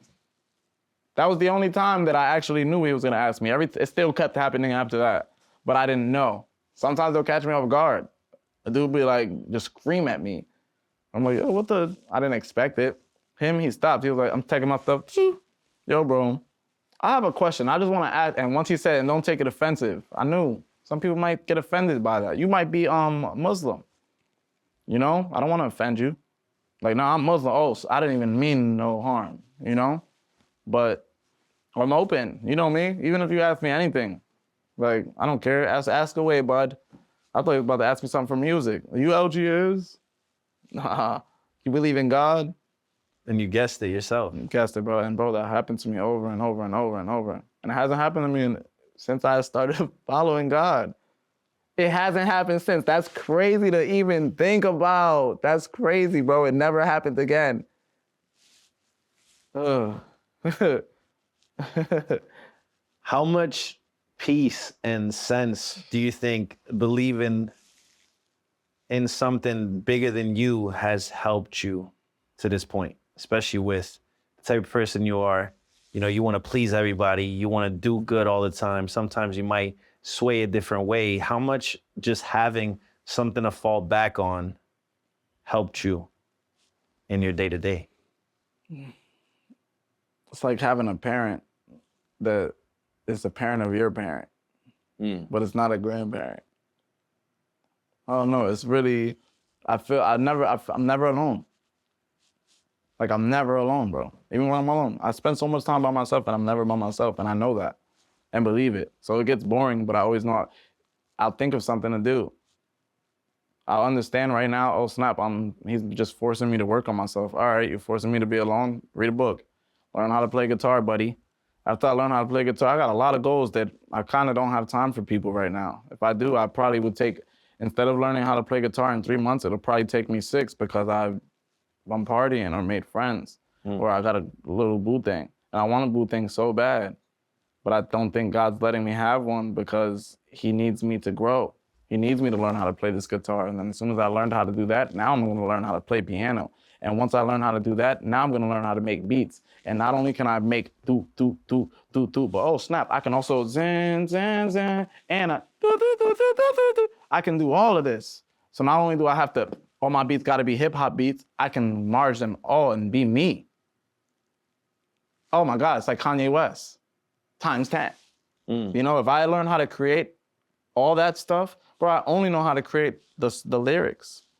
If I learn how to make everything in the song exactly how I like it and want it, bro, I'm gonna be, oh my goodness, as big as Kanye was, if not bigger. Cause people are gonna look at me like, yo. And I love to create, bro. It's fun to me. Even if the internet went down and there was no Wi-Fi for 10 years, that whole 10 years, if someone knows where I live and comes to my house, yo, I found where LG Izz live, and he has a shit ton of music. He's still making music all these 10 years. We can go vibe out. It'll be like Stranger Things. They'll park up outside, but then, you know what I mean? I'ma always make music, even if it's nowhere to release it. I just do it because I love it. So, bro, if I learn how to do all this, and I'm realizing, oh my God, I'm learning how to become the best version of myself. And I'm in like that's the era that I'm in right now. And bro, I wouldn't say I feel like God is doing this. Like I've got sign after sign after sign. He'll even get me excited to think that I might even have something going with a girl. And then boom, he'll reveal this. Like, he'll let me feel something to know, like, look, this is what it'll feel like, but he'll take it from me to know, like, yo, you're not ready to handle that.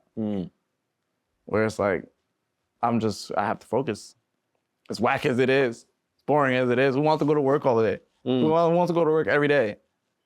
But it's like, you stack up and you know? But I think it's cool that who wants to go to work all day, who wants to do that, it's a little bit better when you kind of have a clear picture of what's to come. Right. Right? Because there's a lot of people that go to work every day and that's just it. And then 40 years flashes by and they're like, whoa, what happened? Why didn't I ever do what I wanted to do? Why didn't I ever take the chance to learn how to play the guitar? Why didn't I ever take the chance to take this trip? Why didn't I just focus on me and make music for myself instead of all my fans? Like, there's a lot of things that you're doing now that are going to speak volumes into the future, and you can actually see that future clearly, right? So what's better than that? It's like having a plan and knowing that if I take these steps, it's going to work. But I never made goals before. I can't think of any time that I can think of one time I've ever made a goal, and I won't say one, multiple times. The goal was to reach 10K followers. The goal was to reach, now I got to reach 15K, 20K. That's, again, what was I living for? Instagram? Bro, I've been without Instagram for 3 weeks, and I've made more goals these 3 weeks than I have my entire life. What the hell is going on? It's like, it's almost like he was like, yo, bro, I don't even want to snatch this from you, but you won't listen. And not even that you won't listen, you're easily distracted by girls, by fun, by just other internet stuff like Drake. Bro, for a long time, I don't even idolize Drake no more. I love Drake to death, but not more than God. And at some point I did. You were God. He was God. Like, you're the best artist in the world. You hit the number one stats. You're damn near like Michael Jackson. If you didn't exist, I want to be like Michael Jackson. Why? Because the numbers he hit. When someone plays basketball, you either want to be like Steph Curry, Michael Jordan, or LeBron James. Why? Because they have accolades. You don't say, I want to be like Steph Curry, and the first thing is, he could shoot. He has championships. He broke records. I can see why you relate with someone, you know? I relate with, I want to hit accolades. Like, I want to be this number one streaming artist for 10 years in a row. You know, but for a long time I would idolize him. I don't even idolize him no more. I don't idolize no one besides God and myself, but not more than God, if that makes sense. But I'm just loving me right now. I love that you said you got some goals. I think that's the thing. Like, you know, you've also been a person that hasn't lived the family life yet, right? Hasn't had a kid or somebody else to provide for. So it's not to say that that doesn't make you think, but it's pretty cool how you've been able to get to a certain level or a certain train of thought as you get older that now you're starting to put these different values in front of yourself, right? Because I feel like for a long time, that was your image. It was your followers. It was your fans. It was your music, which it still is, but now it's like you've put it into the right drawer. Right? Like if you're organizing all your stuff, like it's going where it has to go, where before it was covering up your whole drawer, right? Now you're able to place certain things where they go. You've been sticking to the gym for longer than I've ever seen. Like we started going to the gym together when you first started, right? And that's something that that's crazy. That's something that you stuck with and has been what, almost 3 years now consistently you going to the gym? Like that's a big part of who you are, and no matter what, you've learned how that can be beneficial to you, right? The same relationship with God, you've learned how that can be beneficial to you because it helps you see the bigger picture. These are all things that I'm proud of you because I've seen this growth and I've seen you as a younger individual who just kind of did stuff without no real purpose. Like for me, that's why I bring up the kids, because I think it's for me, having kids made me grow up earlier. And I really attested to that, bro, because you know me. I was either at that studio, and then when I wasn't, I was with Jasmine. Hell yeah. So I it's watched like, her grow up. Yeah, I you watched remember her from grow the up. beginning. Yeah, you was there. She used to be at the videos with us. Yeah, since she was a baby. Since she was a If baby. she had to, she's there. She's there. But you knew me. We spent so much time together during that time that it's like, I also had a whole nother life, right? And I like what you say, like you spend a lot of time alone, but you're never alone, right? I spent a lot of time alone, but I had her. So she kind of filled that void for me. Right. But then I was also going off when I wasn't with her. I was partying, I was drinking, I was doing drugs. I was just in another world. It was kind of like a blur to me. And then now looking back at it, like, I don't think I'd ever go back to that mode. And if it happens, it happens, right? If it happens, it happens. Just get back on a horse. You know who taught me that? You did. Remember that one night I called you and I was like, yo, bro, I don't think I could let go of these habits that I have. It was like 2, 3 in the morning and you took the time. And again, going back to that Izzy that don't want to do it, but I'm like on the phone like, yo, bro, I don't know who to talk to. I feel like you've gone through this. Can you help me? Yeah, you're like that. And then you're like, I got to go in 5 minutes, Nick. It's 2 in the morning, Nick. You're like, I got to go in 5 minutes. And then I look at my phone when we hang up and it was 55 minutes later, right? So when you did that for me, bro, that stood out because I had a habit I couldn't break at that time. And the one thing you told me that I still remember to this day, you texted me this a couple days after, like repeatedly. It's like, bro, if you fall back into that habit, it's okay. It's normal. As long as you understand that if you fall back into it, you fell back, now get back out. Bro, because of you, I've been able to cut certain habits out of my life just because of that little talk, bro. That little 50 minutes you took out of your day to change my life, right? So I find it very... my morning. Yeah, in the morning, yeah. in the early day. Like 3 in the morning. Shit. So, but I find it amazing that you're finding that in other ways because I think everybody needs something like that, right? When you're a person that has no belief in anything, nothing to fall back on, you really feel loneliness at another level. Like me even having music to fall on is something to fall on. Some people feel like they don't got nothing. Yeah. And I want everybody to know if you're watching this, you have a purpose in life. I can't tell you what it is, and I will never be able to figure it out for you. That's for you to figure out. But there's not a single person on this earth that's like, nah, I don't. It's a lie, and the devil's a lie. All right, God. Man, it's good. It's good. And I think you've been able to achieve that same message with your music.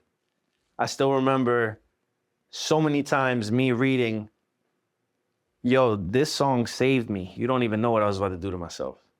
Yo, because of this song, I'm still here today. Like you can go under all his YouTube videos and you'll find that in all his songs.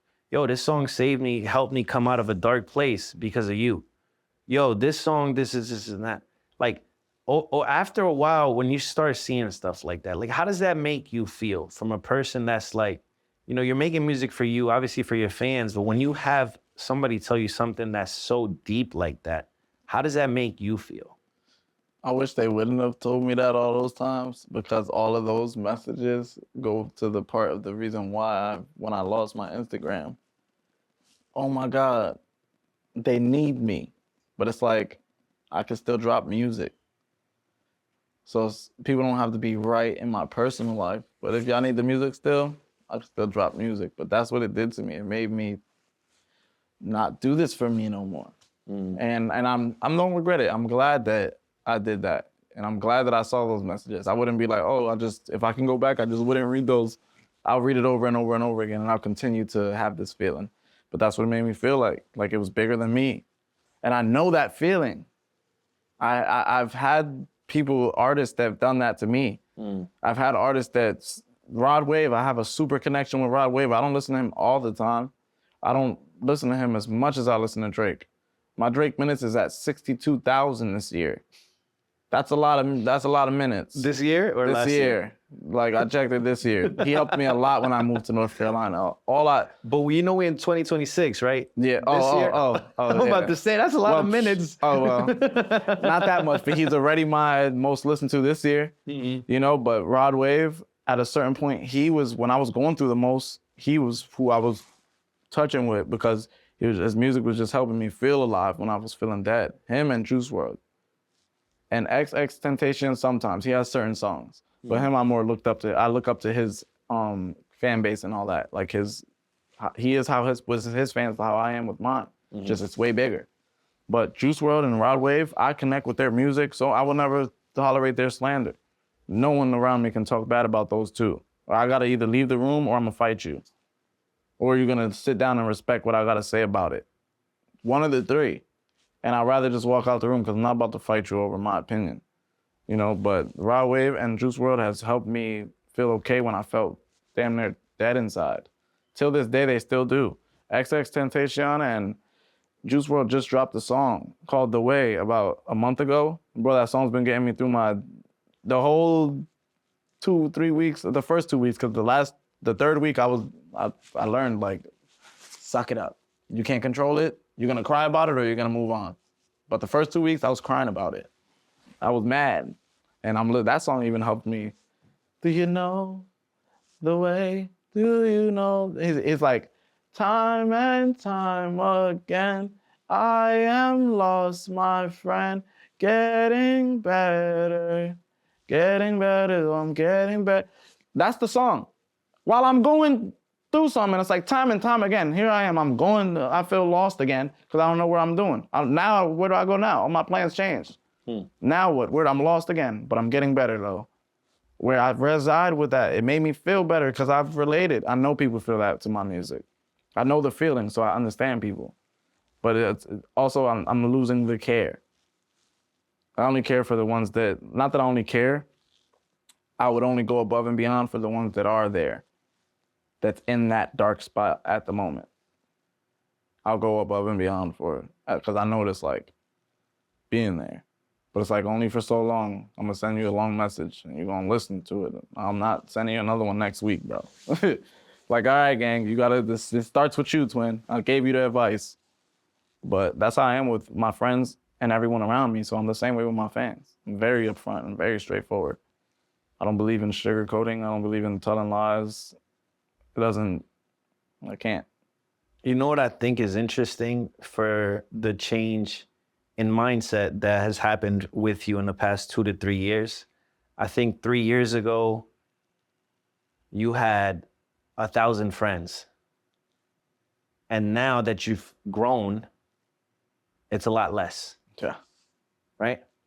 And I think with me, it's crazy because it'd be like the person you thought was the closest to you. Like, you might have a crazy idea, and if they're not rocking with it, if that person's not rocking with it, they're so close to you, they might make you second guess yourself. Right. Right? But then when you start to grow and you start to understand, like, bro, damn, I'm gonna go. This is gonna happen again. It doesn't matter if it's with you, it's with somebody else. Eventually, you start to learn, like, all right, well, I'm gonna stick with my plan no matter what, and let's see if this person sticks by me or not. And eventually, as you start doing things for yourself, eventually they just kind of weave themselves out. You learn, exactly. They weave themselves So out. anyone that I've never fell out with any of my friends. Any of my friends that I fell out with, we became cool again. And honestly, grown a stronger bond. Anyone that I don't deal with in my life now, opened the door and walked out themselves. Or done something themselves. Where I never, I just don't put myself around people no more. But I walk around with nothing but love. I've learned that a lot of people are traumatized. A lot of people have trauma still. A lot of people wasn't raised with love like I was. So they might not even mean he didn't even mean to snake you. He just wasn't raised to know not to steal from his friends. He wasn't raised to know, like, yo, bro, there's certain, you don't lie to, you don't do this, you know what I mean?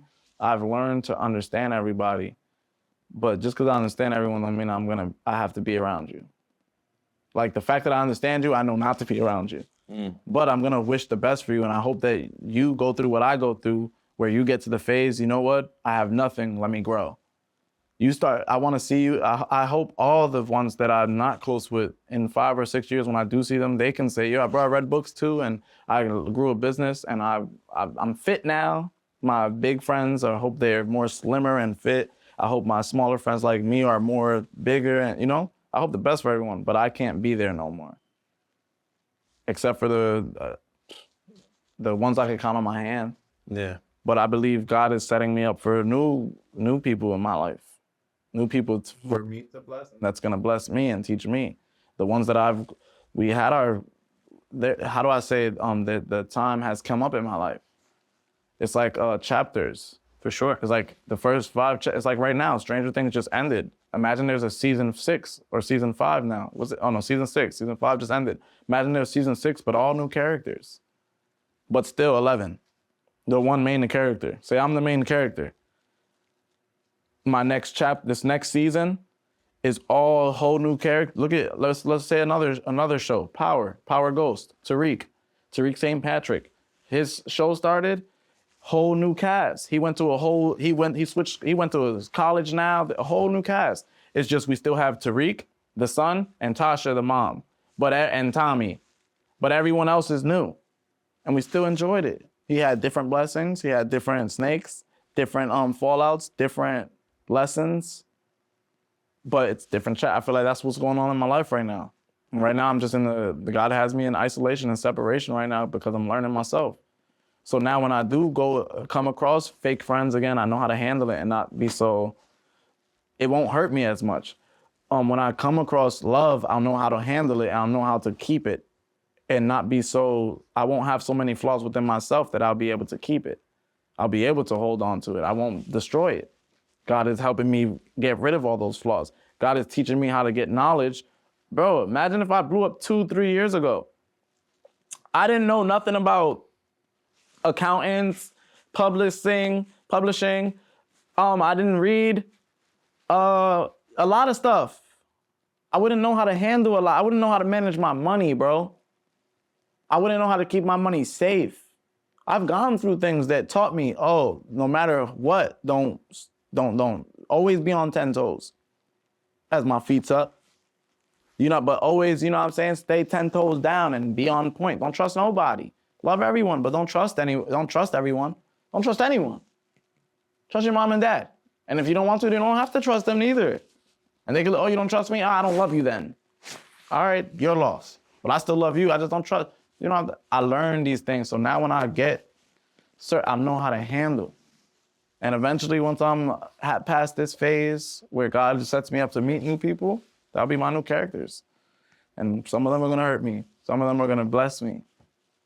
And it's life. But I grew up and learned this stuff. I didn't know how to handle my friends turning fake. I didn't know how to handle my friends just growing apart and growing different lives. I have a friend that had a family and didn't want to rap with me no more. For a long time, I'm like, damn, you fake. We're supposed to do this together. He has a different path, brother. Maybe his path wasn't aligned with yours. In the moment, though, years ago, I'm like, man, you fake. We're supposed to do this together. I learned to grow this stuff and learn, shit, I'm not the main character, and this is not only my world, and everyone's living in it. I used to live in that delusion, and I believed it wholeheartedly. My friends know I would say there's an audience watching.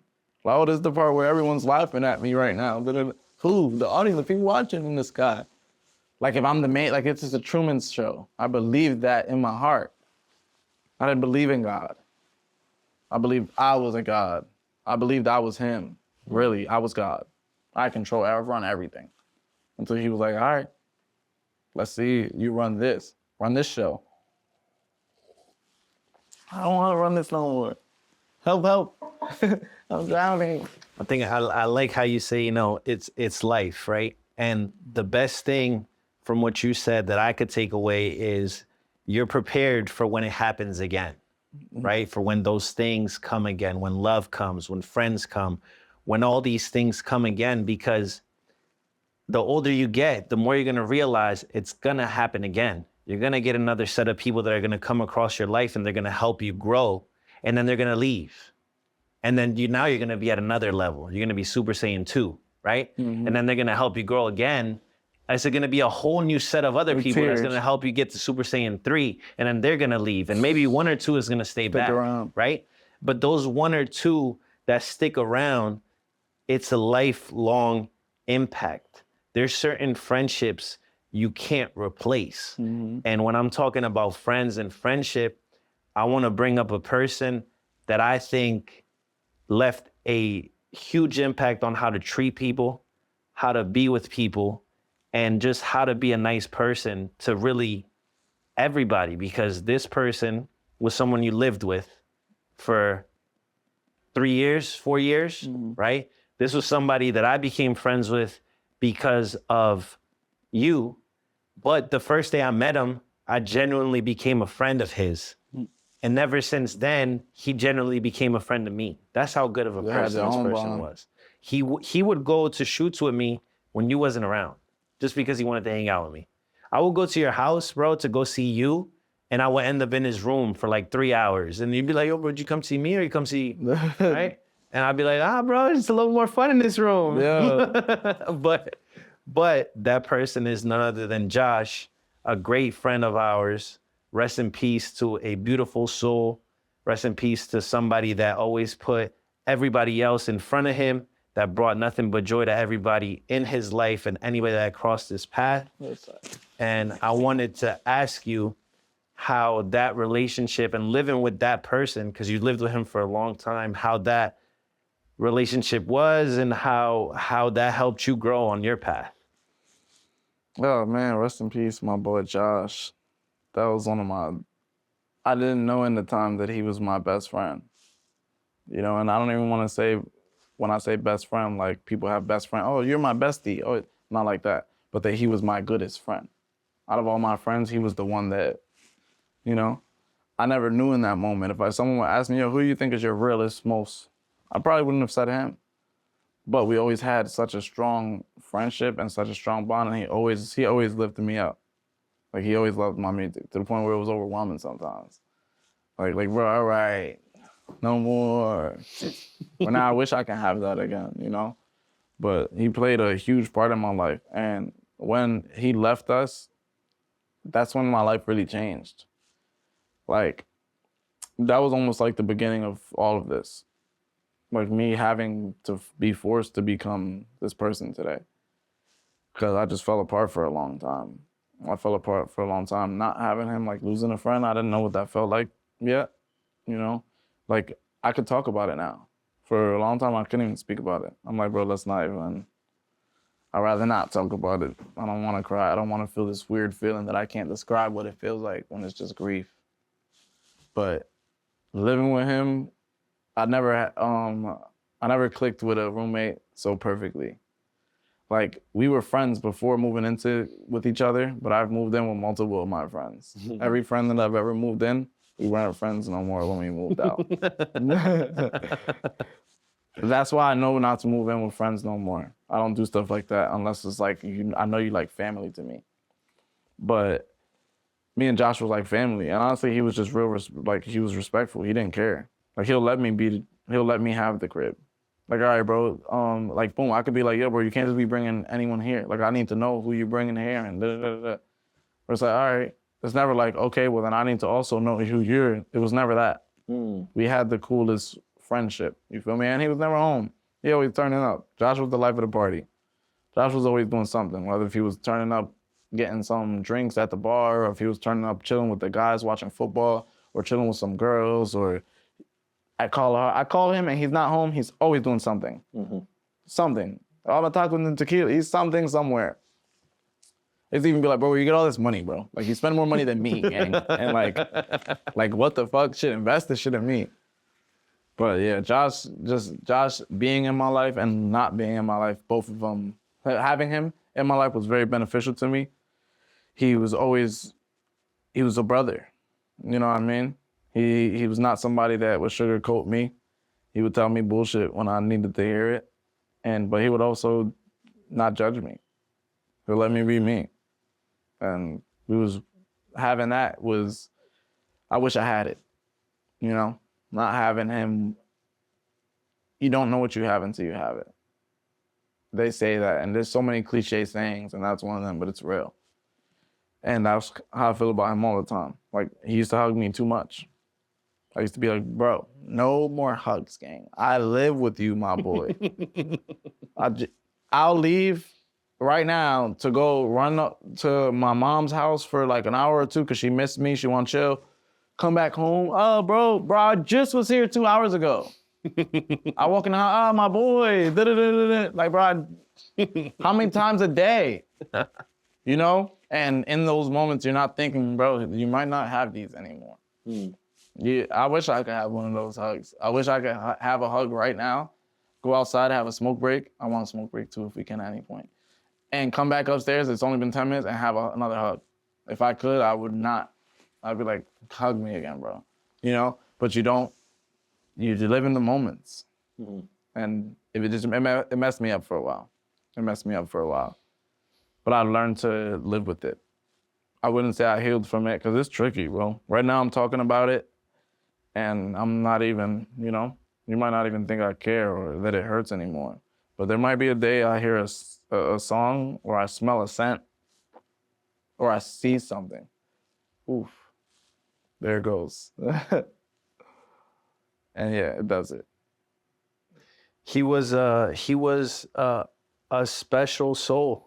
That's like the one thing I really remember about Josh is he never kicked me out of his room. And he kicked mad people out of his room. Facts. But he never kicked me out of his room, bro. There would be times I didn't want to go home. I just wanted to be around. He was like, I'm gonna go to sleep. You just do your thing. Yeah, I'm chilling. I'm chilling. I might just get on the game. I have headphones on. Yeah. So I think Josh was the coolest, man. Yeah. Everybody, to know Josh is to love Josh. Yeah.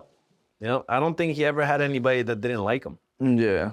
If it was probably over some girl shit. But besides that, everybody cool. You know how I be with girls. Yeah. Yeah. Besides that though, it's like you still like him, but you like forced not to like him. yeah. It's like, damn, that guy's mad cool, right. but fuck, he took my girl. Where it's like that was Josh, you know. So not having that is kind of whack. Mm-hmm.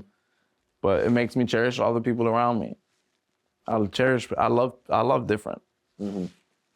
I love differently ever since he died. When Josh passed away, I stopped taking life for granted. Mm. There's certain times when I don't see clearly and I take my own life for granted, but I don't take anyone's life for granted. That might have been why I picked up the phone at 3 a.m. and was like, whatever, bro, go ahead, talk to me. Because if something did happen, I can't go through that again. You know, and you're a friend that I actually care for, and if I lost you, you know, it's like, you know what? But who's to say if Josh didn't pass away, if I would have said, I wouldn't have been like, bro, let me just call you back at 6. Yeah. It's only 3 hours. I'm tired. Yeah. He changed the way I love my parents differently. Mm-hmm. Because I know what that feels like. If that was my friend, oh my goodness, my mom, my dad, I don't even want to think about that. Yeah. I love different. I think all that love put together is gonna bring something special for the future. For you, for us as friends, for us as fans that are waiting for something to happen, for everybody, because the growth is huge, right? In these past 2-3 years, you've probably grown more than you have in your whole lifetime, right? Right. And the rate that you're growing at is only faster and faster and faster. So I would like to leave this with one more question, where it is, if you could see 10 years ahead, right? What does that look like for Izzy? Not LG Izz, Izzy. What does 10 years ahead from now look like? I see people like Russ, and the more that after even reading his book, I've been more in tune with him. And the way he lives his life, I see myself like that. If you don't know Russ is an independent artist. He does everything. He makes his own beats. He owns all his stuff. He owns all his masters. He owns all his. I see me being there. I don't know when, 5 years, 10 years, but I'm learning. I have to learn all this stuff. Maybe me reading Russ's book and God opening that up to me to show. When I read the 75% of that book that I did read, I still haven't finished it yet, and I don't feel bad for it because everything's on God's timing. When I finished reading the 75 to 80 pages that I did, I was surprised. I was proud of myself. I wanted to do it again. I was like, yo, I can read. For a long time, I didn't think I knew how to read. And not that I didn't think I knew how to read. I'm like, oh, my ADHD is too bad. I can't read. I can read you this book. And not that I can't read no, I'll read the page and I can't summarize it. Yeah. Read these 3 pages and summarize it. I'll read it and be thinking about why is Africa shaped like what Texas looks like, or you know what I mean? My brain would, and then I realized halfway through, oh shit, I'm not paying attention to what I'm reading. Then I'll go back up to the top. Bro, after reading the same page 5 times, I don't want to read this book no more. But reading that book showed me, it took the thought out of my head of you can't do this. And I'm learning I can do anything I put my mind to. Bro, I learned how to play guitar in 5 days, 6 days. It's been a week. I don't even think it's been a week. I think I bought my guitar about 5 days ago. And I learned how to play it. I brought it here too. I want to actually play something on here. There's nothing crazy, but I can hit tunes. But I can give someone that don't know how to play this guitar and tell them string it here. And see what they come up with. It won't even sound like anything. He probably won't grab nothing. They'll probably just hold the guitar and whack a whack and whack a whack and whack a whack and whack. I could go whack and whack whack whack a whack whack, and then I could do whack whack whack whack whack whack. Where someone that don't have, you know, I learned that in 2 weeks or a week. Not even a week. I'm pretty sure it was like 5-6 days ago. Bro, give me what am I gonna learn in a year? I gave you 10 years. So. Oh my God, what am I gonna learn in 10 years? Not only am I gonna read this book, I'm gonna read 10 more books. It showed me I can read books. I just learned, you have to be in a quiet environment. You have ADHD, so that don't mean you can't read. It means, hey, bud, stop trying to read while you're hanging out with your girlfriend unless she's gonna read with you. Stop trying to read in a room full of people that are talking and having conversation. Stop trying to read and you got music playing in the background. Stop trying to read and your phone's not on do not disturb and you keep picking up your phone every time it vibrates and getting distracted. Oh, I can read. I just have to accordingly. I'm teaching myself that I can do things. So now that I learned this is how, and I didn't realize it, I realized when I went to read my book, I was like, let me turn off the music, let me turn my phone on D&D, because now I'm interested in the book, and let me take this music off. That was the last thing I had music on, and after like reading 10 pages, I was like, yo, I just put an instrumental on instead of music. I needed some type of sound. I can't be in silence, bro. I can't do it. I put Russ instrumental to Lose Control, an hour loop of it. I'm reading the book to his instrumental, but it worked for me. Now when I go read that 48 Laws of Power, I might put on a 50 Cent, this is how we do instrumental, and read the book in that environment. Imagine that beat. Let me see my phone real fast. Just throw it at me. I trust you, my boy. Imagine me hearing this right now while reading the 48 Laws of Power. Bro, you're gonna feel like the man. What? Right now I'm reading. One of the first laws is to stay patient. Never outshine the master. Never outshine Law 1. Oh my God. Reading that, and I read this stuff in this act, bro. Like I'm reading Russ's book, Russ, Lose Control, 1 hour loop, for the people that think I'm capping.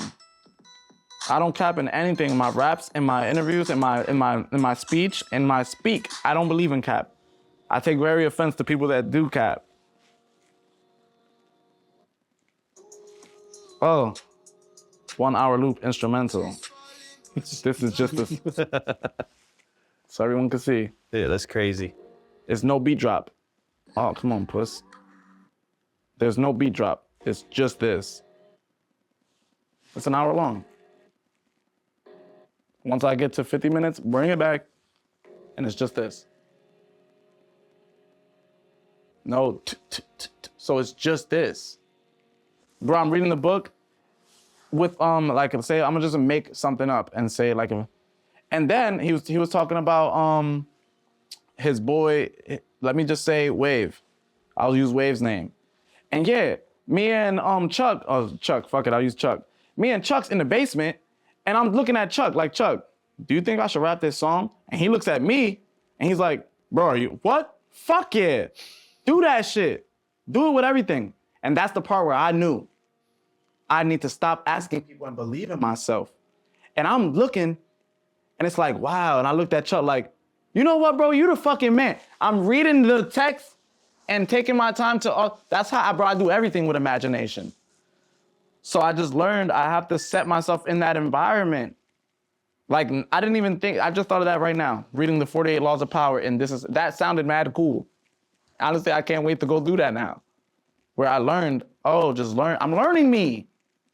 A year ago, I'm like, nah, I can't read. Now I'm saying, yeah, I can read, bro, but it has to be in a choir environment. I gotta have some type of music on, whether if it's a beat or if it's, sometimes I search positive energy wave sound frequencies. If it's one of those, or I learn myself. I'm learning myself. I'm in the era of learning myself. And that's why, bro, I preach to everybody now. Pour into you. It's okay to be bored. It's okay to be lonely. It's okay to voice that you're lonely. It's okay to talk about, say this. It's okay to feel these things. Don't let it control you.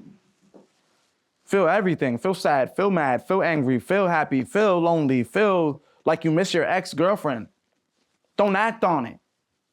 You were allowed to miss your ex, but I'm gonna fry you when you say you went and text her though. Bro, I miss my ex. It's okay, bro, let's go work out. I texted her last night, nigga. It's all right to feel everything, but learn you so you know how to move in your life. Anyone watching this, it's your story. You create your story. You can't write the first 10 chapters that already passed, but chapter 11, how tomorrow happens, you decide. You decide tonight if you set that alarm and wake up early. You decide tonight if you wake up tomorrow and actually, people make promises to themselves and don't keep it. But people feel more bad making promises.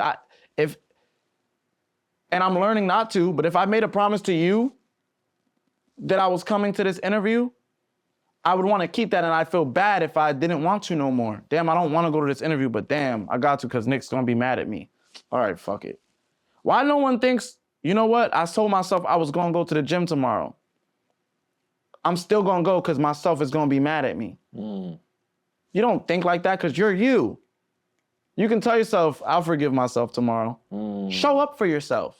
If you make a promise to yourself, show up for yourself how you would show up for that person because you don't want them to be mad. Think about it as if yourself, there's a different you looking at you like, you said we was going to the gym today. Liar. Look at you. You know what I mean? And that's how you decide your story. So I say that to say, I hope everyone hears me and sees this version of me. There's this interview of myself where I'm a complete different version of me in like 2016, 2017 or 18. I forget. It's on YouTube. If you know it, you know it. If you find it, you find it. I want people to see me right now and see this is what it looks like when you pour into yourself and when you go to God. That's all I am right now. Pouring into myself and believing in God. And Jesus Christ, to be exact. Because I'm not gonna, and I'm not sorry if I offend anyone. Because I want everyone to see how good this pizza is. You know what I mean? And yeah, if you're here watching this, you can do whatever you put your mind to. You have to believe in yourself. I learned a long time ago when I was young. If you don't believe in yourself, no one will believe in you. Everyone believes in me because I believe in me. So yeah, love yourself, you guys. And when God sends you on a mission for you, don't ignore it. Show up for yourself. Show up for you. The same way you would show up for the one person you love more than anyone. If someone asked you to do something, if the one person everyone has someone that they love more than anybody in the world. Even if they say they don't. If that person asks you tomorrow, yo, do this for me, you'd probably do it. Show up for yourself how you'd show up for that person. It's a lot. Oh, yeah. It's a lot, and it's beautiful to see that side of you, bro. I wanna say thank you for sharing the time. Thank you for being open and really showing people a different side of you that, I don't think you honestly would have been able to accomplish that with anybody else. So I feel blessed to be able to sit here and be able to talk about that side of you because this is something that's been missing for a long time. And like I said, I'm starting this for me, right? Pour into you. I'm starting this podcast for me, just like I started the mic performances for me a couple years ago. And in my head, anytime I have an idea, the first person I think of is you. So to have you be the first person to help me do this means a lot. I'm very thankful. I'm very grateful. I think people are going to appreciate all that you had to share. I'm proud of you. I can't wait to see what comes next because I'm already super proud of everything that's already happened. And with that being said, we're going to end this conversation, but I think you should take a little break and come bless us with some little strings when we come right back. Heck yeah, I do want to say before I do go take a break, just know, bro, I'm OD, bro, honored and blessed, bro. I feel mad special to even be the first person on here. I'm about to be bragging. When this blows up and everybody, you know what I mean, wants to get on here, I'm gonna be like, yo, don't forget who was on there first, though. You're not. I'm OD. It's mad love, bro. I feel OD loved. You always do this, so this ain't new to me. It's not like this is something like damn, bro, you do this all the time for me. But I gotta say bro, I'm OD. I love that I have you. I love that you think of me in these moments when they're for the platform, for the interview, and even when bro, I got a video idea and I don't know how it's gonna look. You wanna shoot a vid? I love that I got you for that, bro, because no cap. I wish there was another word I wish I knew another word for honored, a cooler word. But that's how I feel, bro. It's OD blessing. And I can't wait to see where we at a year from now. We gonna do this a year from now too. Heck yeah, and we're gonna see the difference from now and how much better I am at the guitar. There we go. Oh man. By then, you'll probably be playing the piano. I'm gonna be by then. For sure. I'll be playing piano by 2-3 months from now. There we go. It might be sooner. So They're just expensive. I believe it. So we'll see. Too expensive. We'll see, but for now, I'm gonna get one of those platforms. For now, you got to give them a taste of this little. Yeah. Let's get some. So we're gonna cut to a break, and when we come back, thank you, bro. My nigga Nikki. Love you, bro. They're my baby girl. I haven't named her yet. She don't got a name yet. I actually just thought about having a name just now, so now I gotta think about a name. But yeah. This is my baby girl. I love this thing right here. Ooh. Okay. Should have wiped her down before I came, you feel me? But that's my baby right here. Oh, got some paw prints on there. Hold on. Let me see that bag. I got my karagading. Just throw me the whole bag. Behind you on the box. Thank you, my boy. Thank you, broski. You want more water? Nah, it's making my stomach hurt because I'm empty. Okay. I don't got nothing yet. This is my tuner. You made me think. Now I need little snacks just in case. Yeah, feel me? Yeah. Get some Snickers or something. Something niggas could just, you know. Yeah, people like chocolate because honestly, look, that's what I walk around with me too. Helps. I walk around with this thing. Always. Always in fact, I don't mind my nails. Anxiety be kicking my ass. It's the armor of God. Show that to the camera. I walk around with that thing. I'm forever blessed. Greg gave me that when I was in North Carolina. Armor of God, baby. Oh, you gotta focus. Oh my God, look how beautiful. It's the armor of God. Show it up a little here. Let me, hold on. Here, take this back. Here, I gotta put it straight. You see it? What you saying? Oh yeah, right there, baby. Armor of God. I keep that with me everywhere I go. Ooh. Oh yeah. Here, you could put that back in there for me, bro. I ain't throwing this. Thank you. You gotta pass the armor of God. Yeah, you know. Forever protected, chat. All right. Forever. Now let's see. First I gotta make sure all my, this is nice to actually have a chair. I'll be sitting on my bed and my bed's one of those foam joints, so wherever you sit, more stable. It sinks. Mm-hmm. So when I be sitting on the edge, eventually I start. Get these on Amazon, bro. They're like, I bought both for like $200. Yeah, I seen one, a red one. I'm getting 2 of them and put them in my studio room. Yeah. But I didn't have no cash. I actually wanted to ask you. I'm gonna ask you after. Right. I'm gonna ask you now, but I need, you got $200 on? Not cash. No, send me, I'll give you cash. Yeah. Oh yeah, because I got nothing on my, I do cash only. That, when I sell my t-shirts. You know it. You sell a lot of those great, beautiful t-shirts. Fucking dummy. Let me make sure all my, oh, hold on. Make Matt, sure. feel free to come on this side too. Cause now we don't got that middle camera. I gotta make sure my joint is tuned right, you feel me? So there you go. You know what would have been cool, bro? My sister's husband, he taught guitar for like 30 years. Oh man. He would have loved, and he knows about you. He would have loved Word? to teach you, yeah. Hold on, I think my B might have got hit in the bag. Yeah, when I was packing my bag, I hit a couple of them. So YouTube University? YouTube University, that's where I'm learning all this? Yeah. Yeah. All right, I like it. Marty Swartz. Anybody else that's learning how to play guitar that wants to learn how to play guitar, Marty Swartz is teaching me everything I know. And I'm only on lesson 2. Come here, man. I learned this is how you know the notes is Take my seat. E, A, D, G, B, E. And I learned that. Marty said, Eddie Munson. I love Eddie Munson, Stranger Things. Shout out to my boy.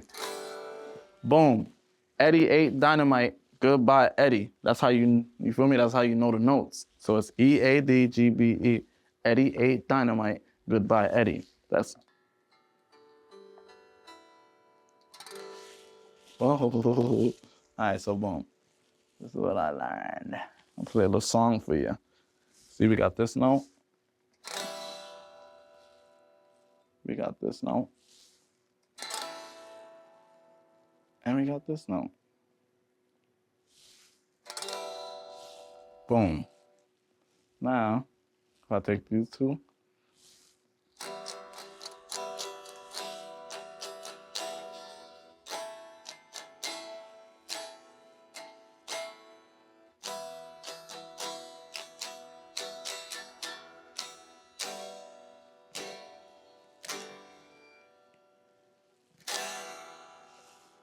Hold on, you gotta hit him with this at the end. Okay. That's 6 days in, baby. 6 days. I got it 6 days ago. I started 2 days ago. Like, Wow.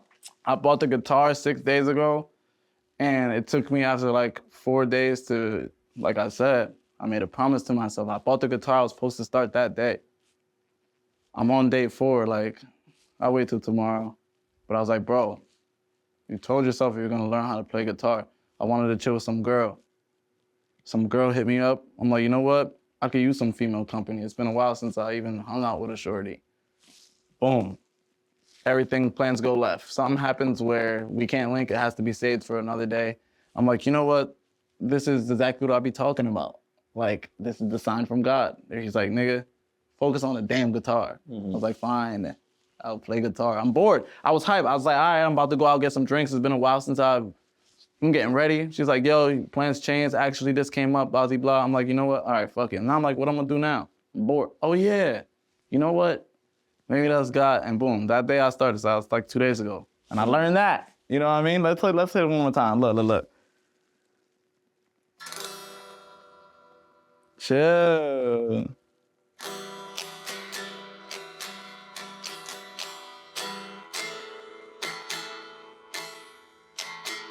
Damn.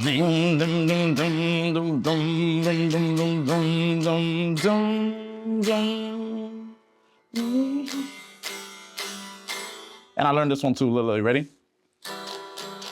Hold on.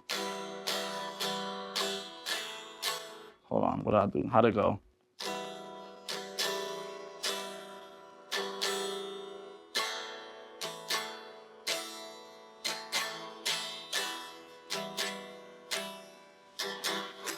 And if you go fast like this.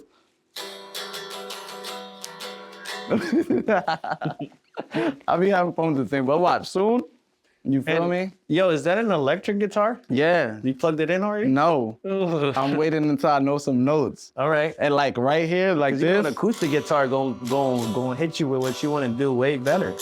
that right there, I can imagine how that sounds in an electric, but I want to wait till I know how to play a song. Okay. So I don't want to get too ahead of myself. But Okay. yeah, that's my baby right there. And then this one, I haven't learned how to put it into a song, but I learned the note. Like it's different. Like boom, you can hear the difference. That's that one. That's that one. And then this goes up here. Like, this is like more happy. This is more like a sad. You know? Yeah, one is like A major and the other one's like E major, but that's all I know in 2 days. But Give it up, guys, for LG Izz, the guitar player. little something. Soon I'm gonna learn how to sing. I ain't gonna lie, I tried to sing while playing it. It's hard as hell. I'll be back a year from now. Tell the camera when you're coming back so they can watch the show. Oh man, a nice year. What's today's date? Today's the... You gotta get a clock up here. I got a cool clock on Amazon, bro. It lights up and it just plugs in. It feels right there. That would be dope as hell. Today's the 9th. And it has the date, the time, and the everything. But yeah. So boom. What's January? 2027. Oh shit, it's January. That's right. It's a new year. 2027, January 9th. You gonna come back? Yeah, we in there. You gonna play the guitar? Hell yeah. And I'm gonna know what I'm doing. Hold on, wait, that don't sound as cool as this. Where you at? There you go. There we go.